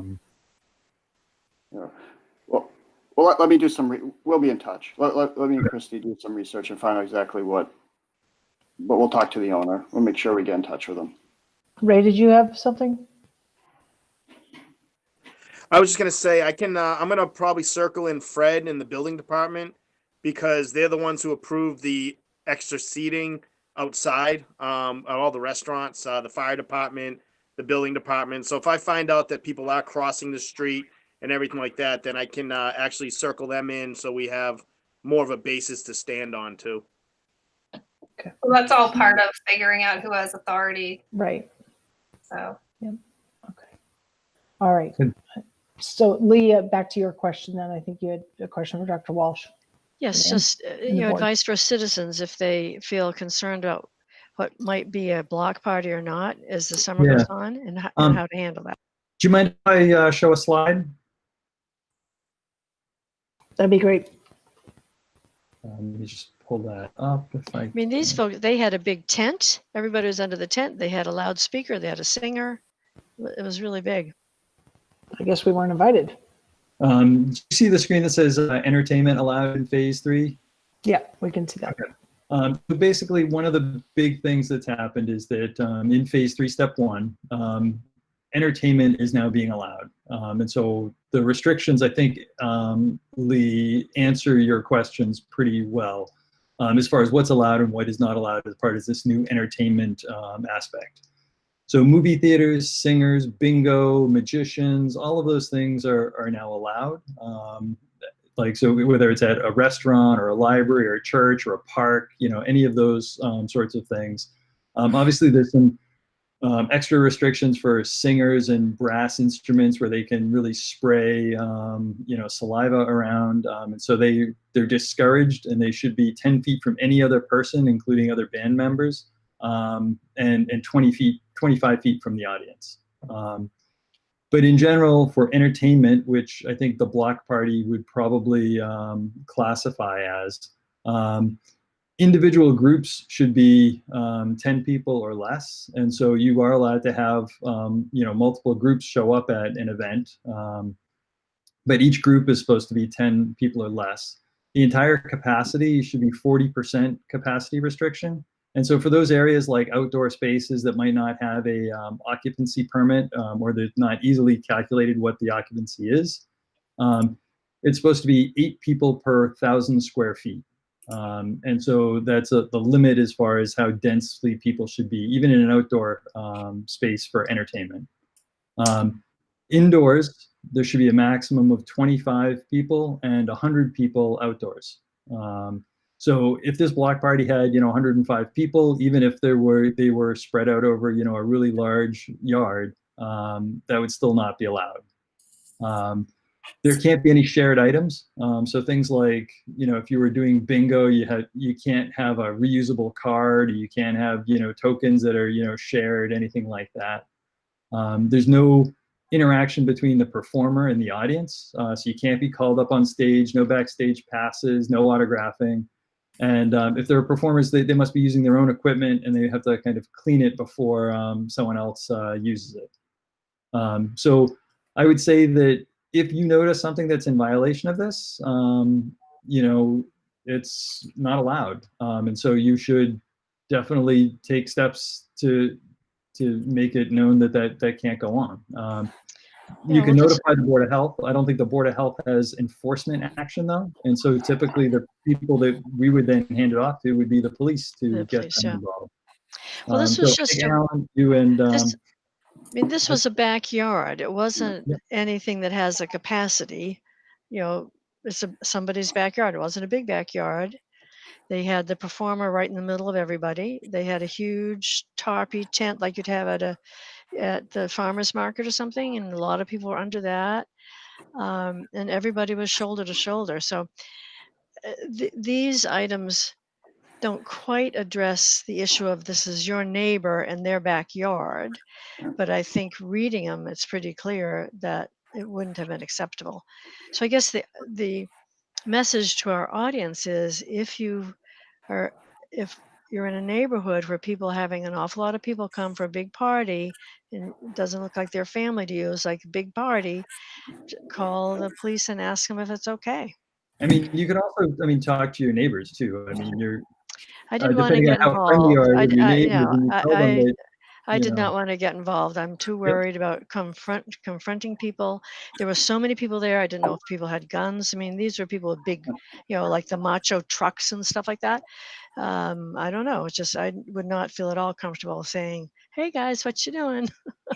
Yeah. So the kind of big pile on that. A block party generally is something that needs a permit. I think that's what we have to distinguish. The block party is shutting down a street, having police put up barricades, that sort of thing. I think that's what they're talking about. A private party, generally, we've been told by DPH we shouldn't be getting involved in on private property for much of the same reasons you just said, Lee. It's a private event, although it may not meet these criteria. We're as the Board of Health, we're certainly not going to go there. We have no authority to shut it down. So that's what we've been told by DPH. Anything that needs a permit, though, permits issued for events or use of fields, things like that. Obviously, we can look at beforehand and limit that type of stuff. But a party that just someone's having in their backyard and they have 50 people, they're 60 people. I don't know what we would do on that unless they were causing a noise problem where the police could go in, that sort of thing, or disturbing the peace. I just don't know how we would. I think that's a problem all throughout the state as far as how do we deal with that. So I want to let Alan comment. That's a little bit helpful. Okay. Can I ask a question? So we actually have started to have requests to use some of our outdoor spaces. And when I looked up the phase 3 gathering requirements, it says this order does not apply to outdoor unenclosed gatherings if proper social distancing measures are possible. But the 100-person limit only applies to enclosed outdoor space. So I know that still doesn't speak to what Lee's talking about, but in terms of trying to understand what we can allow as a town, it sounds like as long as social distancing is allowed, there's no limit, or social distancing is able to happen. Yeah, I think there is a difference between enclosed outdoor spaces and unenclosed outdoor spaces, and you're right about that. I do think that what Lee was talking about with the number of people that she was describing and the size of that backyard, I don't think they were actually meeting the restriction, which is that 8 people per 1,000 square feet, even for unenclosed spaces. Right. So I understand my question doesn't really speak to Lee's question, but my question is really about some of the requests that we've recently gotten. And when I look at the slide, it makes it look There like are there's some nuances that I'm leaving out of this there is slide. You're absolutely right. Okay. And this is not a substitute for actually reading the guidance. Okay. This is mostly to provide a higher level view so that people can, at a glance, figure out kind of what is reasonable and what isn't. But you're right, there's a lot more nuance to the details. Right. I'm summing up pages of documentation in a one-page slide, so I'm doing my best. Oh yeah, no, I'm just trying to make sure that my understanding is right because there is a lot of documentation to go through. So. Yeah. Alan, did you? Yeah, I had a few comments. First, I wanted to agree with Lee. It's one thing, and this is just sort of a clarification of something you said, Nathan. It's one thing if it truly is your neighbor and somebody you know, and you go and you talk with them, and express your concern. I think it's different if it's somebody you don't know and you don't know the circumstances and you're being a busybody, so to speak, and this and that. And I don't think people want that. They don't want random strangers coming in accosting them about things. So again, this is a town where people do know their neighbors, and so to that extent, have neighborly conversations in a constructive fashion. I would encourage that. When you get to other situations, the one of the questions I was going to have, and I don't know if the chief is on the call or not, but to what extent are the police paying close attention to the guidance as the guidance changes, and what parts, if any, they would be expected to help with, or are they just there really to support, for instance, the Board of Health if the Board of Health is having a problem in a certain situation, or some other town personnel? Because I get a little nervous about calling the police for what is essentially a nonviolent situation. We are in a time when things have escalated in parts of the country where you would never expect it to, and I'm very sensitive to that type of stuff too. So if you follow my reasoning, then it comes down to, okay, well, does that mean we just throw up our hands and can't do anything? Okay, and we obviously we'd like a different answer than that. Well, let me just throw out one. Go ahead. Someone had already mentioned a noise complaint you could still call the police for, and so I would imagine that that's because it's a nuisance as defined by public health, and a party that goes on that is too noisy, the risk to public health from that compared to the risk of spreading COVID-19, I'd like to just make the argument that I think that a noise complaint is much less severe than a party that could potentially spread COVID-19 through our entire community. So in terms of what we can call the police for, we should kind of weigh what we can existingly already call the police about with things that are falling under these guidelines. And so I'm not sure that is the best alternative to call the police over every minor thing, but we already can call the police over noise complaints. And so my question is, how does this rank compared to those that we already have in place? Right. And I figured if the neighbors that were right close to this person hadn't called the police about the noise, why should I intervene and do that? Because Lee, if you're having a good party, you always invite your neighbors, and that way nobody complains. Right. Yeah, Lee, I mean, I think it's unfortunate that people in that situation chose not to take precautions. And hopefully it doesn't create a cascade of events where now we're seeing an uptick in our town. I mean, how many times have we said personal responsibility? This is not, I mean, the precautions are well known now. But I agree with what Steve Kari said in terms of, it is on private property. We can't, there's sort of a limit to the reach. I think if there was alcohol consumption that was causing a public safety issue, yes, the police should be involved, right? So, and I would imagine the police, from my understanding, was that the police had their hands full as it was with fireworks, which are, in my personal opinion, cause a much greater potential personal and property harm than, or maybe it's balanced out, I don't know, with coronavirus, but it could be much more immediate and catastrophic. Yeah. So, sometimes I just have to shake my head, quite frankly, at the stupidity of people and the lack of good judgment, but we can't fix everything. Go ahead, Alan. Yeah, so I want to just make a few more comments about this because I think things need to be put in perspective. So first of all, we have relied in this town on voluntary compliance for our rules, and by and large, that has been successful. At the same time, I think that it's hard to ignore the fact that there have been a lot of mixed messages coming from public health people around things like masks, particularly masks, not so much social distancing, but there's a time we were told masks don't do much. Later, we were told masks are very important. Later, we're told, well, we said they don't do much because we didn't have enough masks and we wanted them for the healthcare professionals and things like that. So you get those messages out there. That's on the one hand. You have some of the protests, many of which had people social distancing, wearing masks, doing and encouraging others to do so, and others where people weren't social distancing, they weren't wearing masks, and politicians or public health people were saying, well, this may be more important because of the concerns around equity issues and other issues that impact particular communities.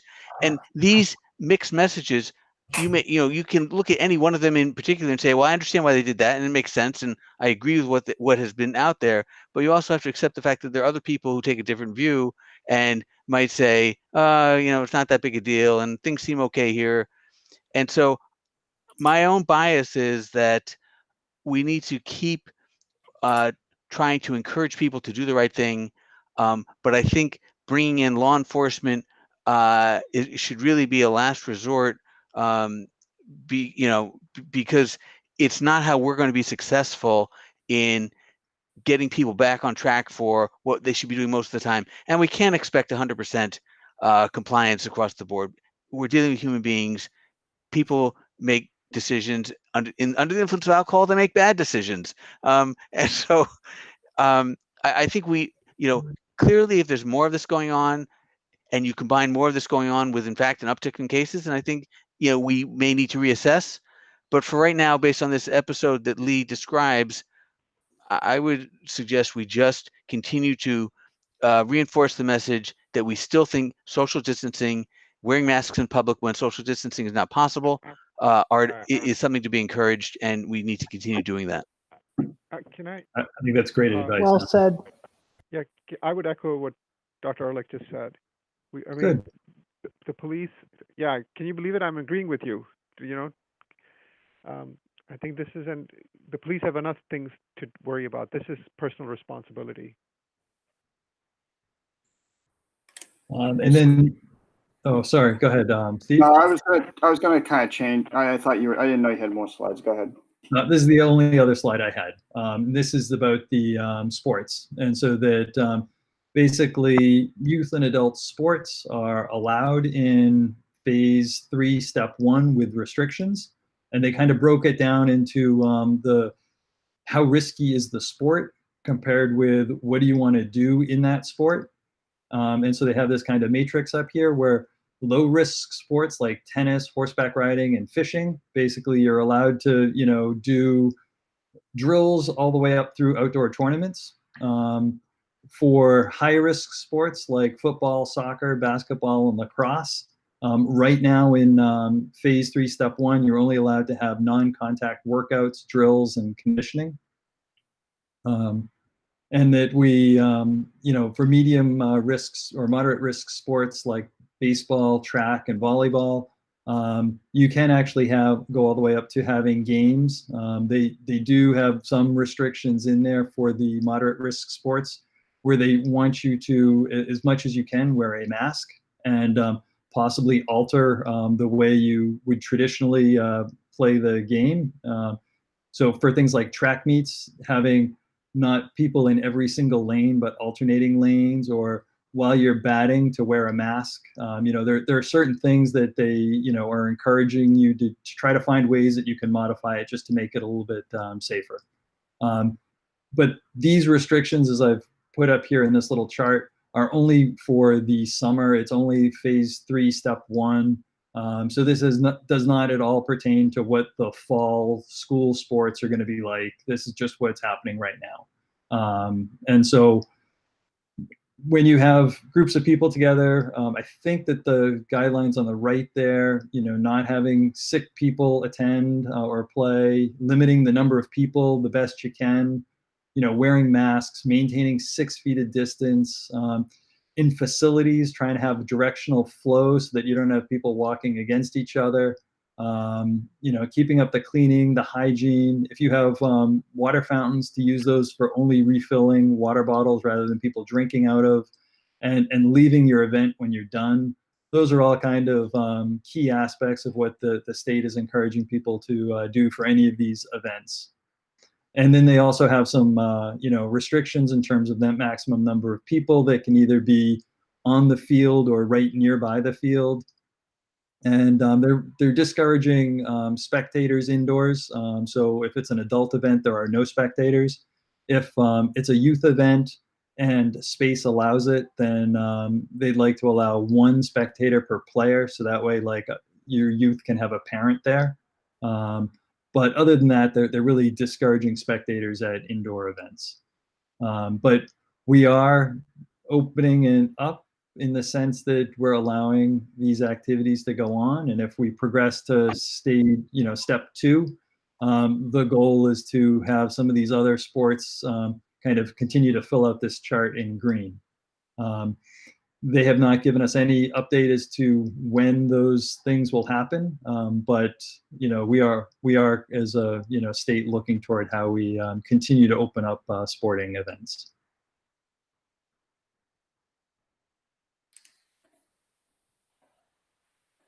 So for those people that are watching, hopefully this is helpful. There's obviously, again, as Christy noticed before, this is a summary synopsis. There's lots of detailed guidance, and so people that are organizing activities or responsible for facilities shouldn't just rely on this summary, but really needs to read the guidance documents.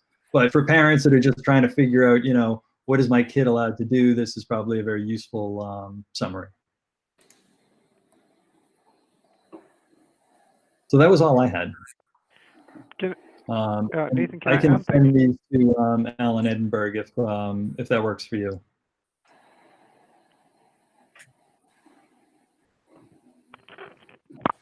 Yep, that works for me.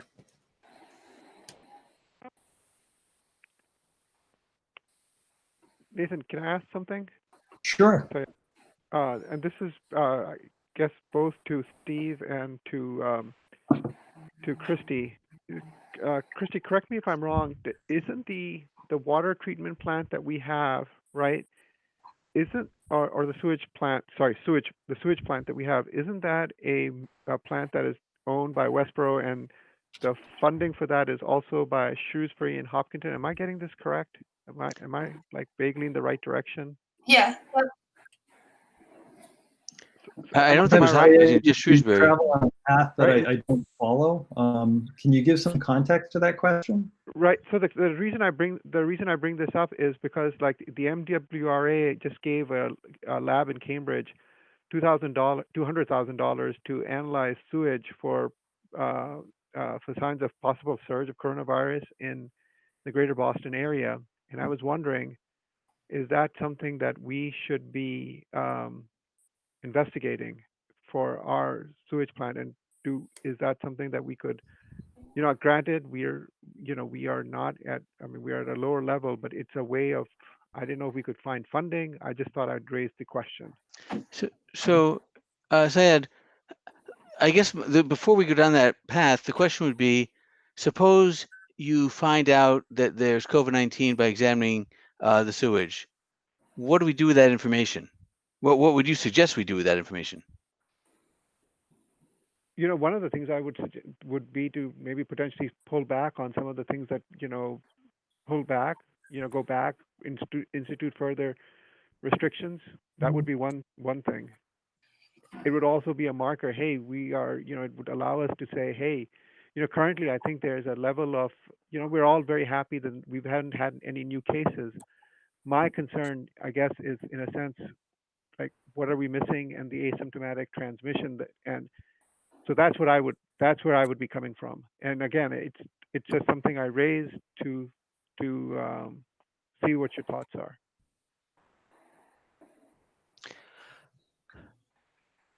Well, my thought is, you know, we have a treatment board that runs the plant. If there are grants available, I would hope that they would apply for those.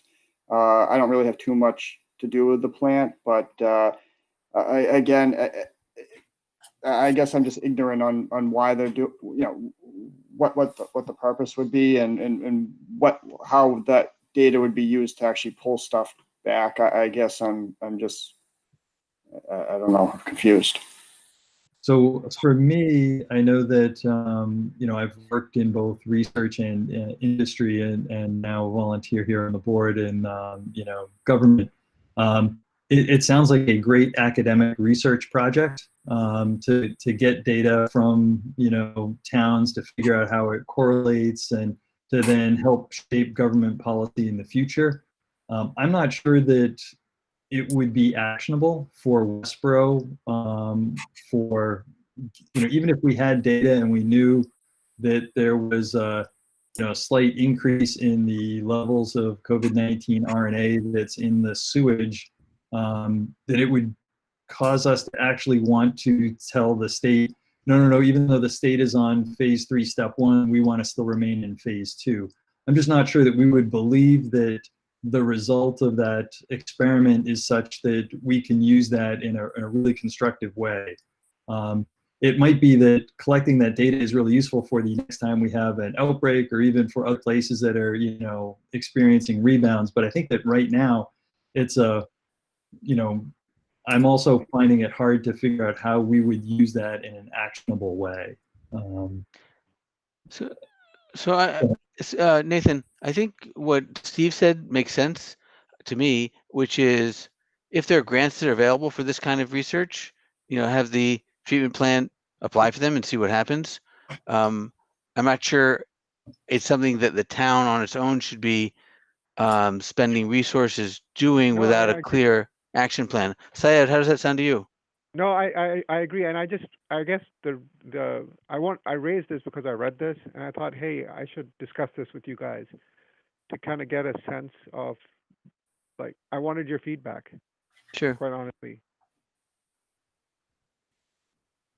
Go ahead, Steve. Okay, so I wanted to bring something up about field and facility usage here. I know Christy and I are so I think at way in the beginning now, 3 months ago, I think we had kind of shut down permits for at least our facilities like Bay State Common, things like that. I know we're starting to get requests for usage of those facilities. I'm a little confused. I think as far as the guidance right now, as far as outdoor facilities, we're gonna have to research that a little bit more. But is that something that the town would want to start giving permits out for Bay State or for the state hospital? I think that's a discussion that the two boards should have. And obviously we can do further research on the guidance to make sure it meets that. But I guess that's a discussion Christy and I had offline earlier. No, I appreciate you bringing that up because I think that these two boards that are here tonight probably should be the ones that are addressing that. I think that the state is basically encouraging us to open up and saying that the way that cases are looking in Massachusetts, that outdoor events are okay and that we should be allowing permitting. And so I think that you're right on target in terms of that we should talk about that. I don't know if you want to start. Yeah, I completely agree, Dr. Walsh, that I mean, as a town, we should be in line with what the state is doing. Our local numbers support that. And I mean, you presented a slide before. There's lots of detail that goes into that. We've already talked about it, but to me, we should be aligning the opening with that. Ian? Yeah, I absolutely agree. And I think that the piece that what you're just saying, I think as we need to do that further research, make sure we get the details down, and it may require some information given when we give permits about what those restrictions are. But I think as we've done all along, we've really gone along and followed the state's guidance. I think we should continue to do that. But if there's specific rules that aren't in our permits that we have today, which I imagine there probably are, we just need to make sure that we provide those to those that we're granting permits to that space. But I do agree that I think we said it in all these meetings that we've kind of followed along with what the state's guidance has been, and I would recommend that we continue to do that.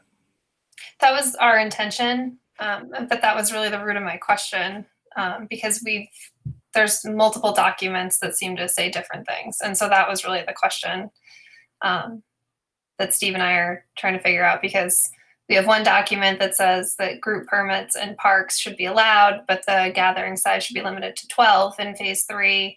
We have another document that says that it's limited to 100. We have another document that says that there's no limit as long as you can socially distance. And so I think we were just trying to see if there was, particularly from the Board of Health, if there was any guidance. Christy, are those documents you're referring to state documents that are Yes. providing conflicting information? Yes. And Ray is Okay. present. Okay, thank you. I wasn't sure what the source was. I mean, we Go can ahead, certainly do that work, but I think I think we do have the message that we're following the state guidance, or Although it sounds like that might be difficult based on what. following the bouncing ball. Go ahead, Dr. Ehrlich. Yeah, so I think I would make the following suggestions: that when, as part of the permitting process, that a maximum number of people be specified, given the size of the space. And, I think we can talk about how we might arrive at that figure. Just the fact that you can have an unlimited number of people in a unconfined space, I think, doesn't mean that we necessarily have to do that. I'm not into making things prohibitively restrictive, but I think it just makes common sense that for whatever event is being planned, there be a maximum number of people expected. And in general, for the most part, I think we are going to be wanting people to wear masks, because when you're in these types of events, typically, while you may be doing some social distancing, people are often congregating in groups and things like that. So from a practical purpose, having a sign or something that says, wearing masks is either encouraged or required in the I mean, obviously some people have reasons why they can't wear masks, and it's an issue. So I'm not quite sure how we might word that, but even if you're talking about Bay State Commons, whether you say, okay, there can be 100 people there, or you calculate the space and say, this could handle 150 by the state criteria, whatever, there's some number that should be presented with the plan for the activity, so that we have that at the time of people asking to use the space. Yeah, no, I think that makes sense. I think also having a little bit of thought into how people are going to be spread out, how they're going to be, flowing, how are they getting to where they're going and milling around and that sort of thing is useful to have them thought about. And so if that can also be part of their plan, like if it's just everyone's, spreading out chairs and they say that, everyone's going to be 6 feet apart, or if they're, if it's a, shoulder to shoulder standing room only, then obviously that's a different type of event. So knowing that, I think, is important, and having the organizers kind of specify how that is going to go, I think would be useful. But yeah, I'm on board with us making sure that these events can happen. My reading of the documents was that the 12-person limit is no longer in place, and that it's been replaced with the larger number that you had specified, kind of that 100-person, or based on kind of square footage. So I think that I'm on board with outdoor activities, and I don't know. I think we had already said that we're going to roll back our restrictions in accordance to the state as they rolled into different phases. So I think even if we had something on the books where we had banned the use of the Bay State Commons and that sort of thing, I believe that as the state then allows these activities, that falls off our books as well. Am I correct there, Steve? Yeah, I think I just wanted to make sure we were all on the same page. I think it was a discussion worth having because this is going to start to come heavy and hard, I think. So just wanted to get it out there. Thank you. Good. So, Chair Marshall, do you have anything else for the Board of Health? I don't think we do. But other than, I think Dr. Ehrlich, I don't know if you're going back to from the beginning, you had said that about sort of ad hoc meetings going forward. Let's cover that. There was one thing when we jumped to this other thing, I didn't feel like we had officially wrapped up, and I wanted to do that. So with respect to Dr. Hashmi's suggestion, are we going to ask the sewage treatment plant board to see if there are grants available relative to this? And if so, I just want to know who's going to do that. Whether it falls under the Board of Health, so maybe, I don't know, Steve, if you want to just contact them and just ask. But that was the consensus, but we had sort of ended a little abruptly, and I wanted to wrap that up. That's all. I certainly could do that. Thanks.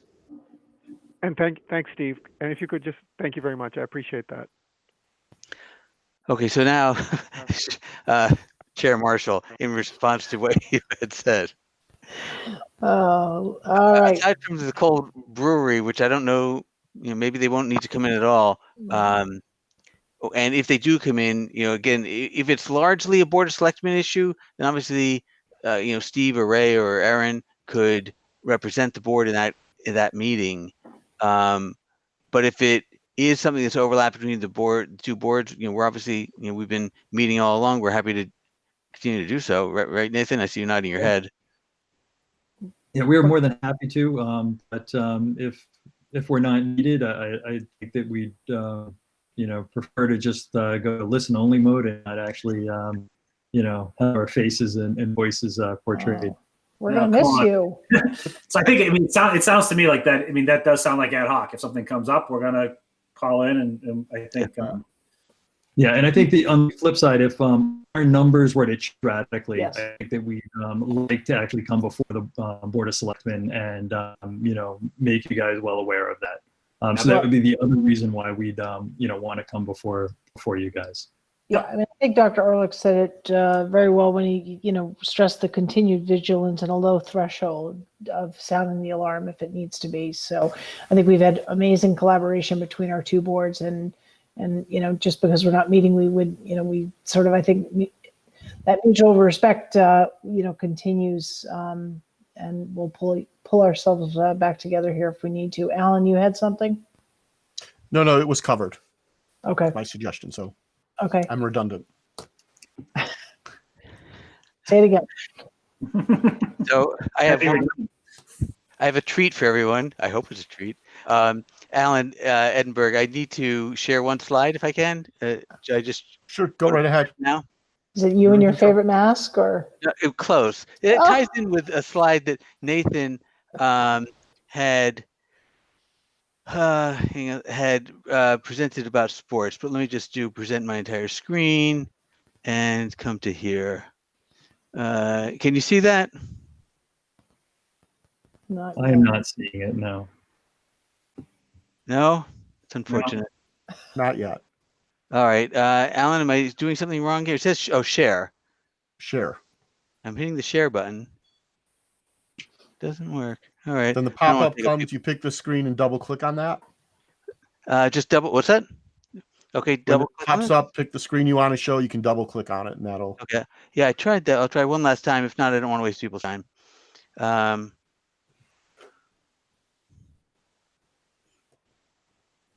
Yeah, it's not letting me share. Okay. Don't worry about it. You can make sure it's in our packet next time. Okay, fine. I'll have it shared that way. But yeah, so in parting words, if anybody listening can please wear masks when you're out in public and still maintain 6 feet of distance, I think that helps. I think it really is helping Massachusetts and helping Westborough. And so even if it's not required in all situations, doing that little bit extra does help. So I know Ian handled most of these meetings, so I just get the responsibility and opportunity to say thank you to the entire board for your countless meeting attendance and participation and insight, and never hesitating to sort of raise your hand to say, let me help to explain that. It goes on and on. I think it's been, the collaboration has been certainly refreshing here, but I know really to the public, reassuring, I think actually is the better word. So thank you. Ian. It just shows, I think you might have said it. If you did, I apologize. I'm being redundant. No, I think you said the boards. I think the boards have been very collaborative. But I think for the town to see the town department, so the health department, the town manager's office, I think they're extensions of us, or we're extensions of them. I don't know how you want to put it that way, but I think all of us on this, it's just been a great, in trying times, I think it's really shown, that what we have in Westborough, that we work well together. It's collaborative was the word used many times, but just, I think it's appreciated. I think many of us, many times have heard from residents how much they valued what this whole group was doing together for the residents in Westborough. So we just don't want to let them go. Any other comments? Yeah. Well, the one last thing I would add is that I personally appreciate that throughout all of these meetings and discussions, at times there have been different perspectives and differences of opinion, and that those have always been dealt with courtesy and respect, which is something that we don't always see a lot now. So I think that's also a testament to the commitment that folks have made, both on our boards as well as department heads and staff throughout the town, to focus on the issue at hand and not make it political, not make it personal, but to keep it, based on what's best for the community, and doing that first. So thank you. Well said. All right, I'm gonna say you guys can go whenever you want to go. Just this is your exit opportunity. Excellent. So do we have a motion then to adjourn? I'll make a motion to adjourn the Board of Health portion. I'll Do we second. have a second? I'll second. Dr. Ehrlich? Yes. Dr. Regrettably, yes, but Dr. Hashmi? Yes. And Dr. Walsh, yes. So thank you guys. Our next regularly scheduled Thanks, meeting is the third Tuesday. Is that correct? 21st, I believe. 21st? Okay. So that'll be our next regularly scheduled one. Obviously, if we have to have an emergency meeting before then, we will. We hope to not have to see you in an emergency fashion, Yes. right? Thank you for everything Thank you've you done. guys. We appreciate you having us here. Thanks. bye-bye. Okay, great. So we are at our 7:15 agenda item, a little bit behind, but that's okay, all for good reason and good discussion. So we're moving into a discussion of the board to schedule a public hearing regarding the town seal. You'll recall that we had a great discussion on the 23rd of June about the town seal, had a presentation by a resident about changing that seal, and now we're at the place where the board had agreed to a public hearing, so we just need to set that date. Christy, do you want to take it away? We had talked about potentially meeting on the 21st or the 23rd, and I think that the board had some consensus around meeting not on a Tuesday. So I think we thought that the 21st we would have a meeting with the Board of Health, and it sounds like we won't. We would post for 2 weeks for a public hearing. So at this point, we don't really, I'm not sure that we have quite enough time to post for the 23rd, so we might need to push it to that last week. But I think the bigger question was, there was a lot of concern about potentially doing this in person. And so I think we were trying to understand how this could work. So, based on the phase 3 gathering order, we can have 8 people per 1,000 square feet, up to a maximum of 25 people. I think that we would probably get more than 25 people, but even if we didn't think that we would, the Great Hall in the Forbes building is less than 2,500 square feet. And so we wouldn't even be able to get to that 25 people. So there is a provision in the open meeting law amendments under the executive order to allow for public hearings. And we have had, the ZBA has done it and the planning board has done it. And so I don't know if we want to talk more about how that would work virtually, but basically rather than what we currently do, which is where people who are participating in the agenda items get the link, but the public just views it. The public would actually be given the link to access the meeting and participate that way. So I would guess that Alan could probably describe how that might work a little bit better than me. But that's really, I think, a better option, unless there has been discussion about potentially holding the public hearing outside, which would be another option if you wanted to do it in person. We shouldn't have let the Board of Health go so quickly.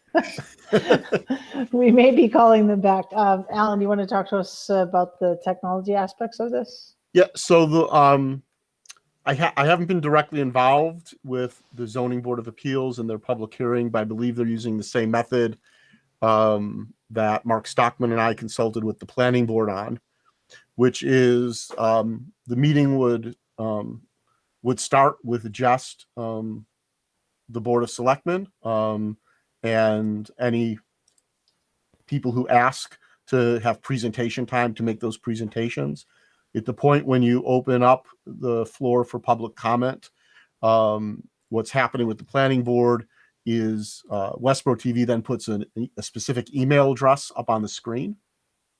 If people can then send an email, it would have to have their name, their address, their question or their comment, and whether or not they wanted to appear electronically through the live stream or have a member of the board or someone present read their comment or question on their behalf. So that if people are comfortable having their comments read or their questions read by someone who's physically, someone who's already in the meeting, that would be done.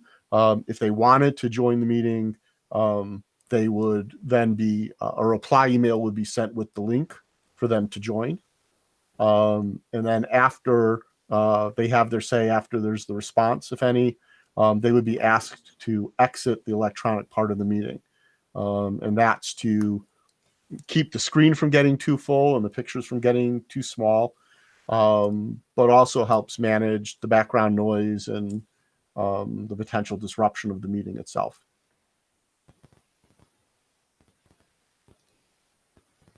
Now that's so the requirement is that they be given a method, as Alan's talking about, to participate in real time. So that's what we're requiring. Right.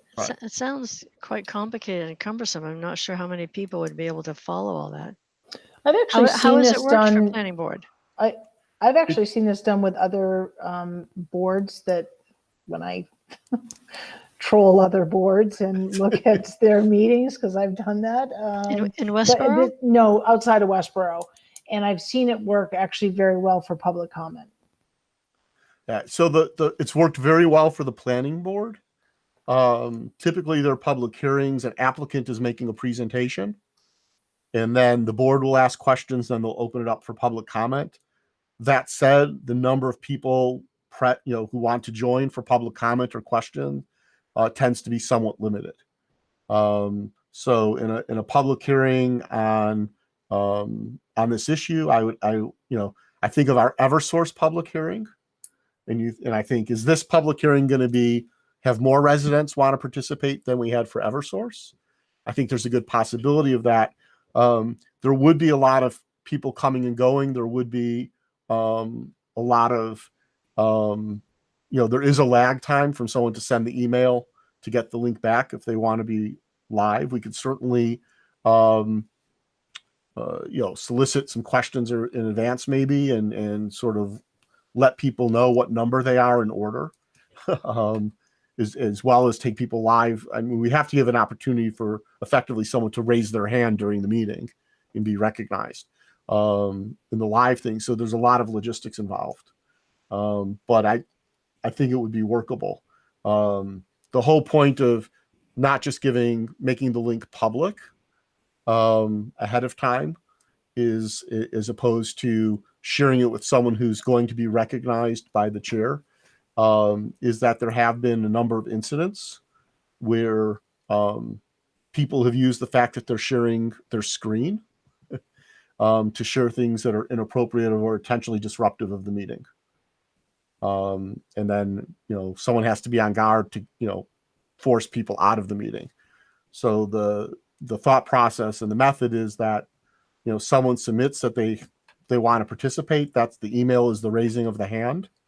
The chair or someone who's delegated to handle that email address would recognize them by either sending the link back so they can join for the period of time where they're recognized, or reading the question or the comment on their behalf.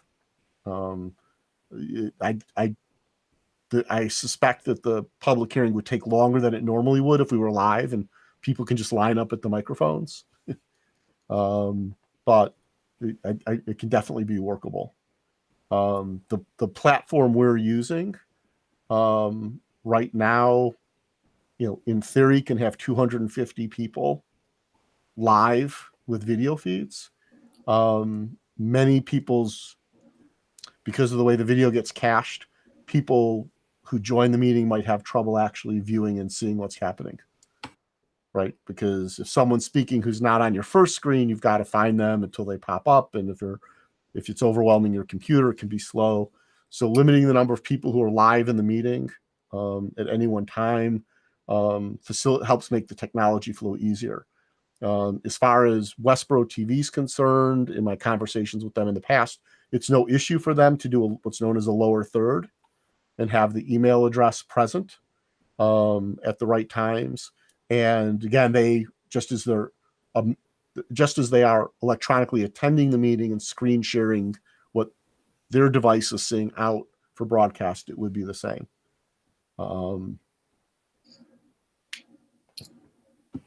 So I just want to remind the board that there's no requirement to hold this public hearing. This is just something that we've tried to do when we've taken up sort of big decisions. And so just like we looked at an alternative to an in-person sort of focus group in response to the staffing study, and we'll likely have to do that for the municipal vulnerability program, you could, rather than holding public hearing, you could solicit additional comments, which you have done. You've already received a lot, and I think if you could have an extended time frame where people submit written comment to you instead, because it's not a requirement. It's just an opportunity to hear from the public. But it might be that in this COVID environment, that's not going to be as easy to do, and maybe just soliciting written comments from the public is a better solution right now. Ian? I'm kind of in favor of that. Ian? Yeah, I think, Christy, thanks for that. Because I think as I'm listening to Alan with the technology, and know that we've even seen with some of our meetings that people have struggled even with a smaller group, and it sounds complicated. I also get concerned about, are we shutting off a portion of our population that couldn't attend this type of meeting because they don't have the equipment, they don't have the kind of wherewithal to be able to handle that, which for some people would not be complicated, others it would be extremely complicated. So that concerns me if that's our only form. I didn't think we had talked about, can we do one and then also do an open one? I hadn't thought of, Christy, what you said, that definitely is an option.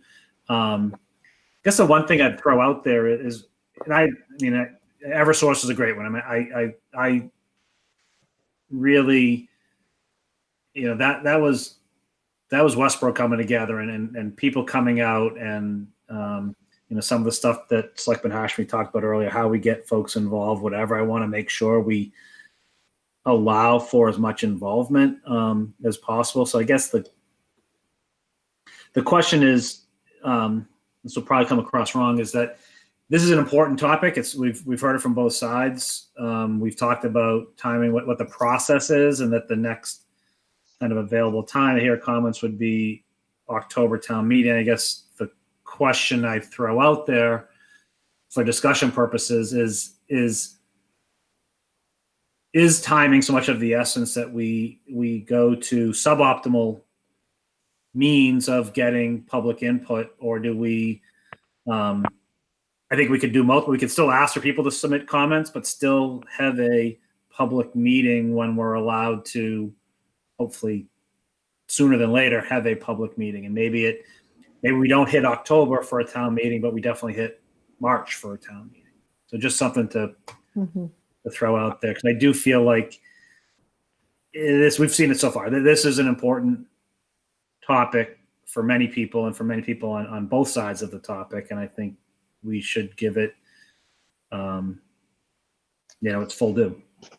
I actually Lee? would echo, sorry. Yeah, Lee. Thank you, Ian. I'm agreeing with you. I think maybe fully.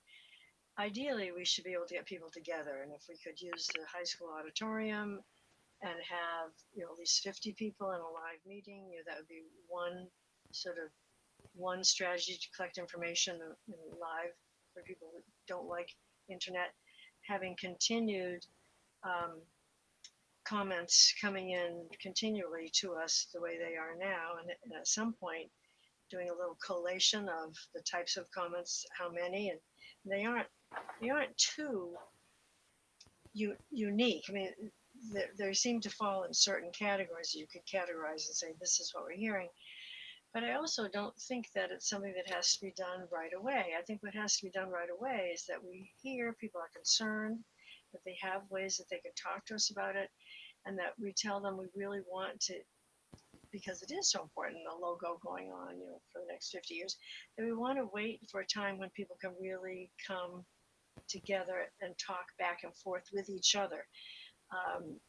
So maybe a pre-town meeting to an hour before a town meeting starts, piggybacking on that wonderful logistical exercise is a good way to do it. Or maybe even wait till after that. I mean, we aren't going to be held up forever with the COVID, and it gives people plenty of time to give incremental input. So we're acknowledging that their input is important. Syed? I actually agree with what both Ian and Lee have said. I actually do strongly feel that this should be a public. I think what Ian is getting at, this should be a public meeting. It should be held by the board. And there's no urgency to the matter. There are many other things that are urgent. My one question is, and this goes back to something that I think we discussed with Christy when this issue was first discussed, is, I think there was a discussion about getting the diversity inclusion committee involved in this discussion. So my question is, or to the board is, and I guess to Christy is, I think we as a board should, because this is kind of the onus is on us, the ownership of this issue should be on us. I think we should have that public meeting.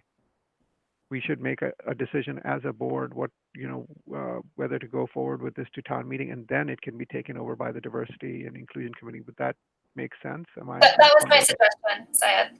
My suggestion was that if the board wanted to move forward following your public hearing with a change in the seal, that you ask the diversity and inclusion committee to help create a process for developing a new one. Okay, so how much time, quote unquote, so just to be clear, Christy, do we need a new seal by town meeting, or do we just need to know that we are going to do we need that design by town meeting? So the town meeting has to vote on the town seal. I know we talked about, Ms. Tebow brought up the Mashpee town meeting. And so that was a citizens petition that was brought to town meeting that was that asked the town meeting if they wanted to change the town seal, and their initial petition requested that it be sort of given to the historic commission of that community to work on a new town seal, though it was amended to go to the Board of Selectmen at the town meeting. And so that was a vote at town meeting that just initiated the process. And then I believe that they would, once they have a town seal, they would bring it back for consideration at town meeting to actually create the town seal. So, assuming that process could work in Westborough, then that's another option that you would have, as opposed to a citizen's petition. It would be the board putting something on the town meeting warrant. But the town meeting warrant to say that we want to change the seal so that there's no. I mean, I'm just saying that the whole discussion, that's another protracted discussion. It's already July, it's October, so we don't know what COVID is going to be like. I mean, I think that we should have a discussion. I think we're kind of agreeing that there should be a discussion on changing the seal. If the board agrees that the seal should be changed, we can bring it to town meeting and then assign the diversity committee to work on it and then bring it back. Would that be reasonable to all concerned? I think if we as a board are open to changing the town seal, we could go ahead and ask the diversity and inclusion committee to come up with a process and help us facilitate coming up with what the new seal will be, and just go to town meeting once to say, here's the proposal for the new town seal and why and how the process worked. But we get a hearing before then, right? The public hearing would happen before that, because that would lead to our decision whether or not we wanted to follow that path or what path we want to follow. I think even holding, even if we hold a public hearing in July and vote at that public hearing to move forward, asking the diversion and inclusion committee to come up with a process and to then run the process, it would be challenging, I believe, to have a seal ready for October town meeting as it is. Right, that's what I'm getting at. Sorry, that's the point. Particularly since so many of the letters that have come to us have said, some have said, definitely change it, have the students do it again like it was done 50 plus years ago. And others said, I really don't want it to change, but if you do, have the students do it, right? Have a contest or something. Whatever that process ends up being, community involvement, giving people time to participate and consider and discuss, it'll be challenging to get it for the actual vote on a new town seal in October. Yeah, and I don't think it's necessary to have a new seal by October. I think it's necessary to have the robust conversation. But what I'm hearing from the group is that it's a really big question at this point, whether or not we could actually convene in a safe way that is accessible to as many people as possible, even by October. Right, which is I think what we all want. We want a well-engaged public hearing. I think it's. I mean, maybe we can, maybe we can't. But what I've heard is that I feel like I've seen a lot of nods that doing an online meeting, we feel like has some significant challenges, and in that would not allow for the broadest participation possible. Folks aren't comfortable with it. They don't want to be seen on screen. I don't know, any number of things. We haven't really talked about an outside meeting, an outside public meeting. A question: if we decided to set a date for a public hearing at the outside at the time we set the meeting, are we able to also provide a rain date as far as the announcement?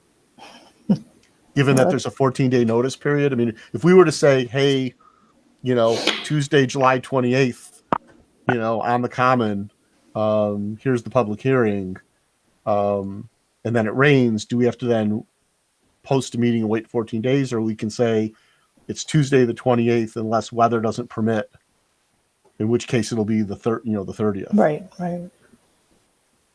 Christy, challenge question. Well, I mean, there's no I mean, there's no requirement for you to hold this public hearing anyway. So, Right. you know, you But- could potentially just say you're going to have a public meeting and Right. post it 2 days in advance. And then you sort of just let people participate. So I think we could certainly have a rain date and we could publish that. But I think what I'm hearing is that you're not pushing to have an alternative seal for October. And if the interest is to go to the October town meeting and put it for a vote to assign it to the diversity committee, then that's where that discussion will happen, is at town meeting. What? I'm sorry, Christy. I know Ian, I see your hand up. I'm sorry. When you say that discussion. Well, so the purpose of the public hearing was for you to decide whether or not you wanted to bring it forward to town meeting. Correct. And just listening to the board, whether or not you wanted to bring it forward to town meeting with an alternative seal that potentially the diversity committee would help you figure out how to create. In listening to the board, it sounds like everyone's open to asking town meeting in October if they would like to move forward with an alternative town seal, but not have a town seal available for them to vote on. Is that not? I'm not. I am not. I'm not there yet. 'Cause- I'm not there yet either. I think that, Well- thank you, Christy, for bringing that up, but because I do think we're kind of blending things here. Alan, go ahead. And then Ian. I think that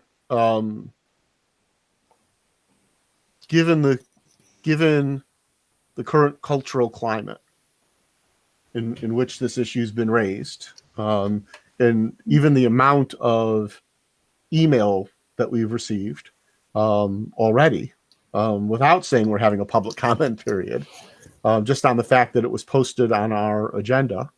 Who knew how many people looked at our agenda in the issue of racism and anti-racism, that there's not just, some things that are being discussed and done is symbolic, and others are some substantive, as far as, analysis and change and thought process.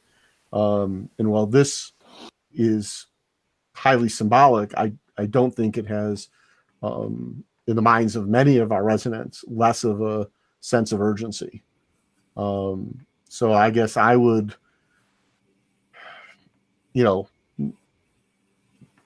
look to see how can we be as inclusive as the question I think should be, how can we be as inclusive as possible to get feedback in a timely manner, so that we as a board feel informed and empowered enough to make a decision on the way forward. And whether that's, us just voting that we want to move forward and ask the Diversity Inclusion Committee to create and help us manage a process so that at a future town meeting we can bring a new seal forward, or whether it's we want to then go to town meeting and say, do you want, as the legislature, do you want this to happen? Whichever of those two, different paths we would decide to pursue as two of many other potential paths, we'd at least be well informed by having had the public comment. I also think that having more public engagement before town meeting, should we decide that we want to have a yes, no vote on, should we consider changing the seal, that it's important that we have public comment and debate before that town meeting, because, this could, we spent how many hours with Eversource so that people felt they had their say. This would be one warrant article at town meeting, and I know the moderator wants to manage the time and avoid repetitive, presentations and discussions and new points. But even so,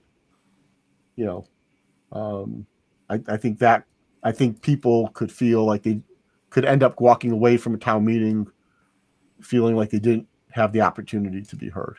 I don't think that equating, I don't think the Eversource public hearing is a sort of an equal issue. I think you as a board had to make a decision about how you wanted to move forward with Eversource. And so you held that public meeting so that you could hear comments to make your decision. This isn't your decision. This is town meeting's decision. And so regardless of whether or not the board puts an article on the town meeting warrant, someone could put something on as a citizen's petition, and then it would come to the legislature anyway. And so I think that it's sort of more in line with the animal control bylaw, where we got a little bit of feedback in advance of town meeting, and we're able to sort of change what we were putting forward. And also the snow removal bylaw, where we heard from so many people that they didn't want it, that we decided not to move forward with it. Agreed. I think Ian's next. Oh, Yeah, thank you. And Christy, I think and Alan, actually, I don't want to say redundant again, but one thing I was going to say is a few things here. One is, I think we should hold it as a public meeting. I don't think there's a requirement that it be a public hearing. If we hold it as a public meeting, we can still set it out 2 weeks, but to Alan's point, we can set a rain date whenever we want after that, because again, it's not a formal notification process that goes with public hearing, although of course we're going to publicize the heck out of it because we want people there to hear their voice. When Christy brought up the fact about the citizens petition in Mashpee, I cringe, because to me, if we don't put this on the October warrant, there will be a citizens petition on the October warrant. I mean, it's Christy let the cat out of the bag there, so it's going to happen. And then the third piece is, because we've seen this in the past, is if we don't have, I think we need a forum ahead of time to have people discuss whatever. We will still have discussion about it at town meeting, guaranteed. It will go long, but the risk you have at town meeting, as we all know, is that someone can move the question, which ends debate, and you vote on it. And I think that if we didn't give folks the ability ahead of time that all wanted to speak, and then we went to town meeting, and again, I'm sure the moderator would let it go on for a while and see how many people wanted to speak, but say you go on for an hour and someone moves the question and town meeting votes for it, then a number of people that may want to speak, on the topic would not be allowed to. So I guess I'm saying a lot of things, but I think from what we've seen so far, I think that we should make a decision as a board about whether we want to put it from the board to town meeting vote in October. So I think it's us or somebody else, because I think it will be on town, one way or another. It's going to be on town meeting warrant for October is kind of what I believe. And then it comes back to how do we have that public comment period happen prior to town meeting. Mm-hmm. I think Shelby, your point, I think, I guess you have to think outside the box. So outside is something we haven't talked about, and maybe that will be our best option to get the most people there. Maybe, or maybe it is I don't know an answer, but maybe Christy's initial suggestion of we've got comments without asking for comments, and maybe it's, I hate the word survey, but we put something out there for people to do comments. We collect that stuff. We publicize what we've heard. We publicize, as Alan said, into different things, and maybe that's an option. So I will shut up at that. No, thank you, Ann. Lee? I think that we as a board feel strongly enough about the morality of this that the logo should be changed. It shouldn't be continuing to represent something that is so tied to slavery. No matter how you dice it, Eli Whitney didn't invent it here. There's questions about how much of it was really his invention. There's questions about what he really should be known for, which is changeable parts. There's a whole bunch of stuff there. But nevertheless, it symbolizes in some way slavery, and why should we be tied to that? So I think that we should feel comfortable saying that we do think it should be changed. We want to take it to the town meeting as a warrant article, and people can come and vote either way. In the meantime, I think we should be experimental and have an outside meeting. I think we should use the athletic field at the high school. We have all those bleachers. People can sit on the bleachers just like they would sit in an auditorium. You can have the Board of Selectmen down on the field calling people out. They can socially distance, and it'd be a good experiment on using the outside.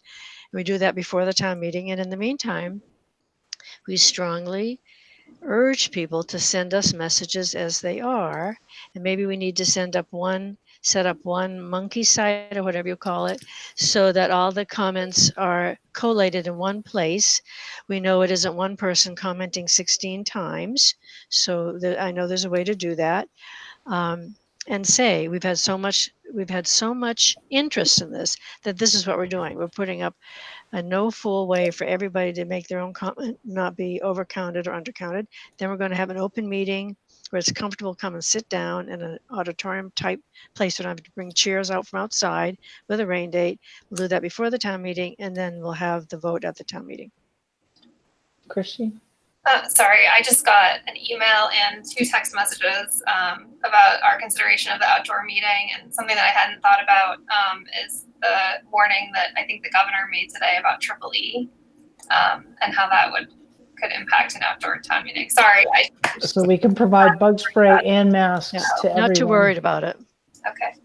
No, but good point. I mean, I saw that over the weekend in I think the western part of the state. There was a case. So. Or not a case, I guess it was detected, I should say. But can we do it during the day? Because if I remember from last fall, which it seems like so long ago now, but the EEE thing was really about sunset. After dusk. Sunset activities, yeah. We could do it on a weekend, Saturday afternoon at 4 o'clock or 3 o'clock or something like that. A Sunday. 10 o'clock Saturday. 10 o'clock.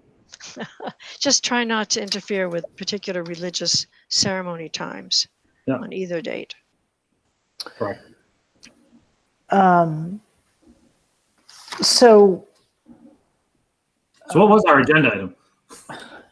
it was to schedule a public hearing. So one of the questions I had, actually, before I ask a question, Saya, did you want to weigh in here at all?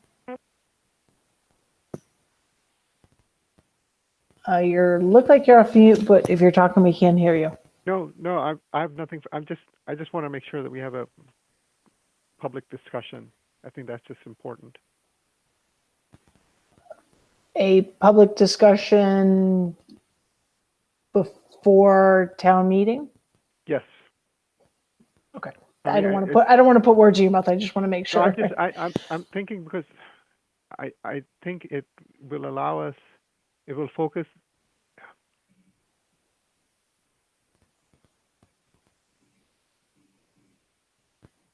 I think it's important to have a discussion before town meeting. I think I think what Alan has said earlier, there's a lot of interest in this topic. I think we need to let people share their viewpoints, pro or con. The board, before they go into town meeting, needs to have a vote based on that listening to the voices of the town. Thank you. I think that to all the points here, I think that, and I don't want to put words in your mouth, but I think that there's a benefit for, if you will, civility and kind of Westborough being at its best for the selectmen to take charge or champion, pick a word, and kind of own the process. Whether we hand that off to diversity and inclusion, that's kind of downstream, but rather than just kind of turning this over to a citizen's petition process. So I think by the board putting a framework around it, it allows for people to be heard. We can put, to Lee's point, whatever we can have a website, we can have a written comment period. If we want to have an outside meeting, I think it's a great idea. people can have a set amount of time in which they can present, and they get one time to do it. It's not like town meeting where we're kind of going around and around, or whatever the guidance we want to, the guidelines we want to set up. But I think that my sense is that this will go forward whether or not the board chooses to be involved. And so I think there's an expectation, regardless of maybe where you fall on the matter today, that the selectmen marshal the process, if you will, and we allow for all of the, thank you, Alan, that we should, that's a much better way to say it, that we should lead and not follow, and that we should set up a framework that allows for everyone to have input. And I can't say that enough, because right now the vocal of voices are those, as I go back and look at my notes from when we were getting all the emails, I think it was like a 3-to-1, change it and here are all the reasons. But I don't want to diminish the voices of the one to at least have their opportunity to speak to what their concerns are with the change and to be heard. Because from that, I think whatever the design is, if there's a new design of this town seal, will reflect kind of the collective input of the community, and that, that everyone will have been heard. Because it could be as simple as someone's great grandmother was involved in, creating the seal, and they're emotionally attached to it, not necessarily the images. And so again, it's like, how do you thoughtfully kind of move away from that process? So what I'm hearing from the board is that we should gather information in a couple different ways, both online, in paper, and then ultimately have a public meeting, not a public hearing. Christy? Yeah, I was just going to suggest that I know that Syed had suggested that the town archivist who works in the library do a presentation on sort of the history of the town seal. So yep. you could put that on one of your upcoming selectmen's meetings, and from that presentation, begin your solicitation of written comment period, and see how that. I think that you'll get a lot of information. I think we all agree that you would get a lot of comment, and you could make a decision still prior to holding the public hearing if you felt like you got enough information. So I think that you'll get a significant amount of written comment. And we could add that. Excuse me. We could add that. Ask him if he would prepare a brief summary of the facts around Eli Whitney's contribution to the cotton gin, as well as the I think the Civil War musket, some other things. I mean, he wasn't living here, he didn't make it here. I mean, just some things that we have to understand about the real history of Eli Whitney and the cotton gin. So at Syed's, because he had shared some information from the Westborough Historical Center, and so I reached out to the town archivist today and had some dialogue, and he's very willing to come in and give a presentation. Initially, my thought was that it would be before as part of the public meeting, but I think Christy's suggestion is a much better one. It sort of sets a framework kind of in this meeting, and people can kind of digest that and think through it. So I think that's a great one. I still am very much in favor of publicly getting together again with appropriate precautions and the right timing. I don't, there's some people that are great at writing and they're very comfortable in doing so and putting their name on paper, and there are others that just, they're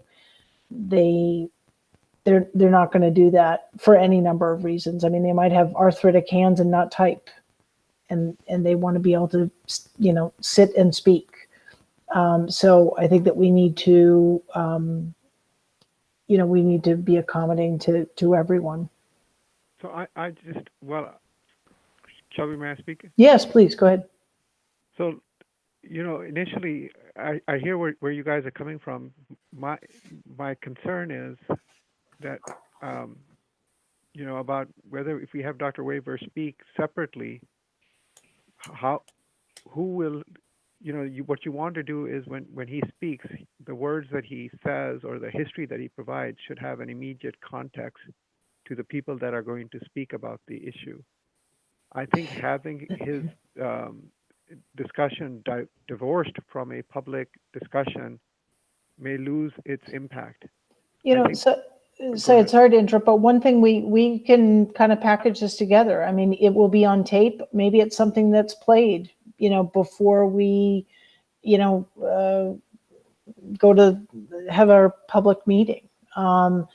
It's something that we can refer back to as people prepare, their comments, or, if Lee had an idea about, having a Survey Monkey or something, but it could be a link right there to see our town archivist's presentation on the history of the town seal.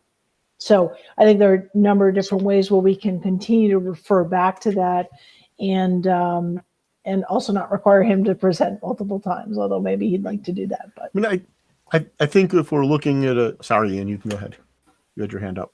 No, you started talking. Go ahead. So sorry about that. I think if we had we've had one presentation on the topic at our meeting, that the fact that it was even on the agenda brought comment. I think if we had a historical presentation followed by a period of time where people who wanted to, could provide comments either in writing by email or, an online survey that's on the website and easily accessible to folks.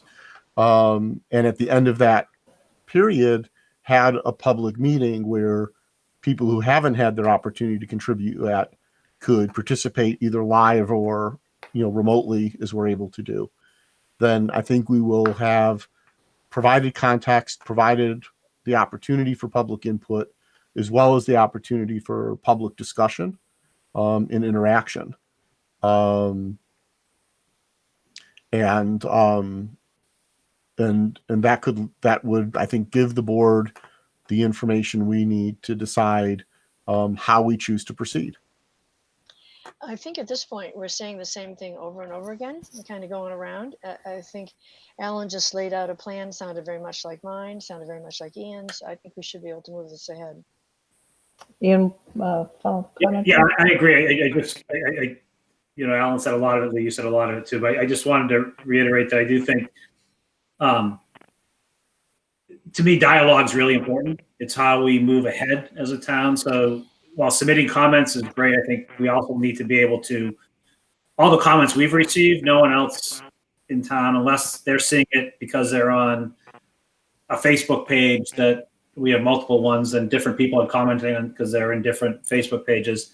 I think through the town, again, I think we have to own this. I mean, that's our job as a board of selectmen. We should own this. We should lead this. But I do think that magic happens when dialogue happens. And I think because that's when you hear views and go, oh, I didn't think of it that way, or I didn't understand that, or on both sides. And I think that's why I think the public meeting is important. I think the process we've talked about that I think Christy originally outlined makes total sense. And absolutely, Shelby, you said it, that having Dr. Weber do it on ours with Westborough TV, we can have it on tape, we can link it to whatever we put out on the website so people can look at it multiple times. And there's no reason why when we start our public meeting that we don't initially start off with playing that tape. Everything you said. So fully on board. I agree with you, Lee, though. We've talked a lot about it, but I think that it sounds like we put this back to, Christy and Kim and say, you've heard this, tell us how, from what we've said, how we move this forward. Before we turn it back over to them, I felt like Saya was going to say one final comment and then we'll move on. No. Okay. So at this point, Christy, I don't think we're going to set a date for a public meeting, but you're hearing consensus from the board as to how to proceed. Are you comfortable with what we've given you? No. So I'm just sure.